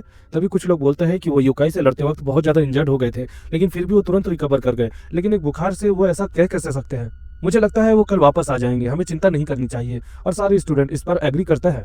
हम देख पाते हैं कि अगले दिन भी नूबे सर नहीं रहते और लगातार ऐसे 3 दिन करके नूबे सर नहीं आते हैं। तब स्टूडेंट्स को सच में उनकी चिंता होने लगती है। तभी अचानक से मिकी आती है और बोलती है कि मुझे लगता है नूबे सर को बुखार नहीं हुआ है, मैं तुम्हें बताती हूँ क्या हुआ है। तभी हम देखते हैं कि मिकी चुपके से फैसिलिटी रूम में जाती है, जहाँ पर मिस रिस्को नूबे सर के बारे में प्रिंसिपल से बोल रही होती है। तभी प्रिंसिपल बोलते हैं कि शायद नूबे सर को ठंडी से भी ज्यादा कोई सीरियस चीज हुई है, जिसके कारण मुझे लगता है वो कुछ दिनों तक आ नहीं पाएंगे। लेकिन मैं उनकी जांच कर रहा हूँ, एक बार सब पता चल गया तो मैं हम सबको बताऊंगा। और ये चीजें मिकी जो होती है वो अपने दोस्तों से कहती है, तो उनके दोस्त भी काफी ज्यादा सीरियस हो जाते हैं। मिकी ये बताती है कि मैंने सुना था कि नूबे सर एक अवेंडेड स्कूल है हम लोग के बगल वाला स्कूल बिल्डिंग, वहां पर जाकर कुछ चीजों को पता करने वाले थे। शायद हो सकता है कि वो इसी काम में फंसे हुए रहेंगे, लेकिन अभी वो यहाँ पे नहीं है, तो क्यों ना हम ही से इन्वेस्टिगेट करें। तभी क्योंका बोलती है कि तुम्हें ऐसा नहीं लगता है कि ये सही आइडिया होगा। तब वो बोलती कि अरे कम ऑन, हमें इनका एक्सपीरियंस हो चुका है। हम देखते हैं कि सारे स्टूडेंट एग्री करते हैं और धीरे धीरे करके उस जगह की ओर जाने लगते हैं। तभी हम देखते हैं कि उस जगह से प्रिंसिपल सर काफी निराश होकर निकलते हैं और हम देख पाते हैं वो स्टूडेंट धीरे धीरे डरते डरते उस जगह पर आगे जा रहे होते हैं। तभी वहां पर उन्हें नूबे की आवाज मिलती है और वो लोग बोलते हैं कि नूबे सर आप कहाँ थे, हम आपका तब से इंतजार कर रहे थे। ऐसा होता है। तभी लाइट ऑन होती है और उनको नूबे का एक भयानक सा डिमोनिक फॉर्म वाला चेहरा दिखता है, जिससे वो लोग काफी ज्यादा डर जाते हैं और नूबे तब तक अपने चेहरे को छुपा लेता है। स्टूडेंट पूछते हैं कि आखिर आपका ये हाल कैसे हुआ। तभी नूबे बताता है कि असल बात तो यह है कि मैं एक पोजीशन में फेल हो गया था, जिसके कारण मैं खुद ब खुद पोजेस्ड हो गया, जिसके कारण मुझे ये दर्द झेलना पड़ रहा है। तभी नूबे सर फ्लैशबैक बताता है जिनमें प्रिंसिपल सर थे, उन्होंने उनसे एक मदद मांगी थी, यानी नूबे से। हम देख पाते हैं कि नूबे सर ये बता रहे होते हैं कि उन्हें एक लड़की का एक्सोसिज्म करना था और एक डीमन को वहां से हटाना था। तभी हम देख पाते हैं कि एक लड़की रहती है जिसके बदन में एक डीमन एंटिटी चला जाता है। तो उसकी माँ बोलती है कि ये क्या है सर। तभी नूबे बताते हैं कि जेमनो होता है। जेमनो एक ऐसा डीमन होता है जो कि एक तरह से बीमारियों को लेके आता है। एक बार वो किसी होस्ट के पकड़ लिया तो उसे छोड़ नहीं पाता और एस्ट्रियर बॉडी के साथ कनेक्ट हो जाता है, यानी कि समझ लीजिए उनकी नसें और उनकी आत्मा उससे कनेक्ट हो जाता है। तब उसकी माँ बोलती है कि क्या इसे हटाने का कोई रास्ता नहीं है। वो लोग उससे विनती करते हैं। तभी नूबे सर को कुछ फ्लैशबैक आता है और नूबे सर इसके लिए तैयार हो जाते हैं और बोलते हैं ठीक है मैं उसकी मदद करूंगा। नूबे सर अपना डिमोनिक हैंड निकालता है और उसकी मदद से उस डीमन को हटा देते हैं और उसे जो सायो है, यानी कि वो जो बच्ची रहती है, उसे उसकी बॉडी में भेज देता है। लेकिन एक्सोर्सिज्म पूरा होने से पहले ही उनके परिवार वाले सायो के पास आते हैं, जिनके कारण उनका ध्यान टूट जाता है और वो डिमोनिक जो क्रीचर है यानी जिन मेनू, वो उस पर हमला कर देता है नूबे सर पे और उसकी बॉडी पर कब्जा कर देता है, जिसके कारण नूबे सर ये बताता है कि इसके कारण ये डिमन एंटिटी ने मुझे मेरी बॉडी पर हमला कर दिया। तभी स्टूडेंट बोलते हैं कि आप अपने डिमोनिक हैंड से उसे हटा नहीं सकते हैं क्या। तब वो बोलता है कि मैं इसे हटा तो सकता हूँ, लेकिन बात वही है कि अगर मैं उसे हटाने जाऊंगा तो उसने मेरे हाथ को कब्जा करके रखा है। और हम ये देख पाते हैं कि वो जो डिमन एंटिटी है उसने नूबे सर के डिमोनिक हाथ पे अपना घेरा बना लिया है, जिसके कारण नूबे सर अपना डिमोनिक हाथ का इस्तेमाल नहीं कर सकते हैं। तब स्टूडेंट ये सवाल करते हैं कि तब आप ये काम कैसे कर पाएंगे नूबे सर। तो नूबे सर बताते हैं कि मुझे इसके लिए स्पिरिचुअल पावर चाहिए और उसके लिए मुझे कितने दिन लगेंगे इसका मैं कुछ कह नहीं सकता हूँ। तब स्टूडेंट उनकी मदद करने की मांग करता है और नूबे सर बोलता है कि तुम मेरी मदद करोगे। ये बातें सुनकर मुझे अच्छा लगा, लेकिन हम कुछ नहीं कर सकते इसको लेकर। और नूबे सर जो रहता है वो अपने स्टूडेंट को उनके घर भगा देता है, यानी कि भेज देता है। और नूबे सर देख पाता है कि वो दर्द के मारे तड़प रहा है, लेकिन फिलहाल नूबे सर कुछ नहीं कर पाता और वो मंत्रों की चैंटिंग करने लगता है। दूसरी तरफ जितने भी स्टूडेंट रहता है वो काफी निराश होकर स्कूल वापस आता है और वो सोच रहे होते हैं कि आखिर हम नूबे सर की मदद कैसे कर सकेंगे। तभी जो उनमें से कियोशी रहता है यानी हिरोशी, वो बोलता है कि मुझे लगता है हमें डॉक्टर तामोमो से बात करनी चाहिए, क्योंकि नूबे सर की मदद वही कर सकता है। लेकिन जब वो उनके क्लिनिक जाता है तब हमें पता चलता है कि डॉक्टर तामोमो एक ट्रिप पे गया है और उसे आने में थोड़ा सा समय लग जाएगा। इसीलिए वो लोग निराश होकर वापस जा रहे होते हैं और यही सोचते हैं कि ये प्लान तो फेल हो गया, अब हमें सच में एक प्लान की जरूरत पड़ने वाली है। तभी हम देखते हैं कि जो क्योता है उसे एक चीज याद आती है और वो बोलता है कि एक ऐसी चीज है जो डिमंस को काट सकती है और एंटिटीज को खत्म कर सकती है।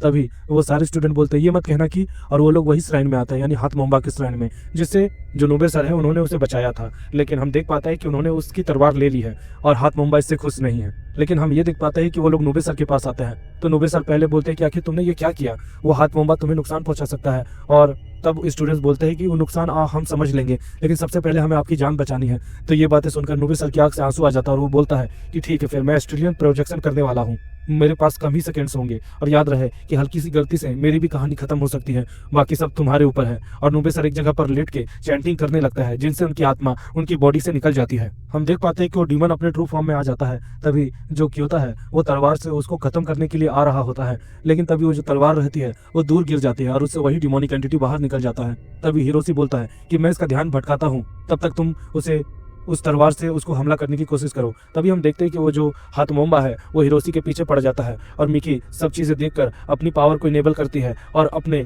यानी कि वही लंबी गर्दन वाली ताकत से उसे थोड़ी देर तक रोकने की कोशिश करती है। हम देख पाते हैं कि हिरोशी वो हाथमोम्बा का ध्यान भटकाता है और उस डिमन के पास ले आकर उन दोनों को लड़वा कर उस डिमोनिक एंटिटी की कहानी प्लेन कर देता है।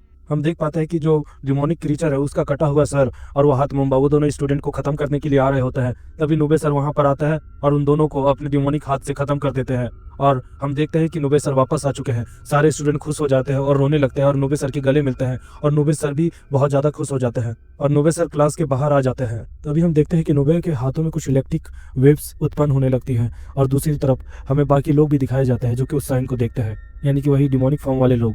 और हमें पता चलता है कि एक ग्रीन टाइप का एक चमकीली चीज बाहर निकल रही होती है वहां से, जो कि काफी खतरनाक है।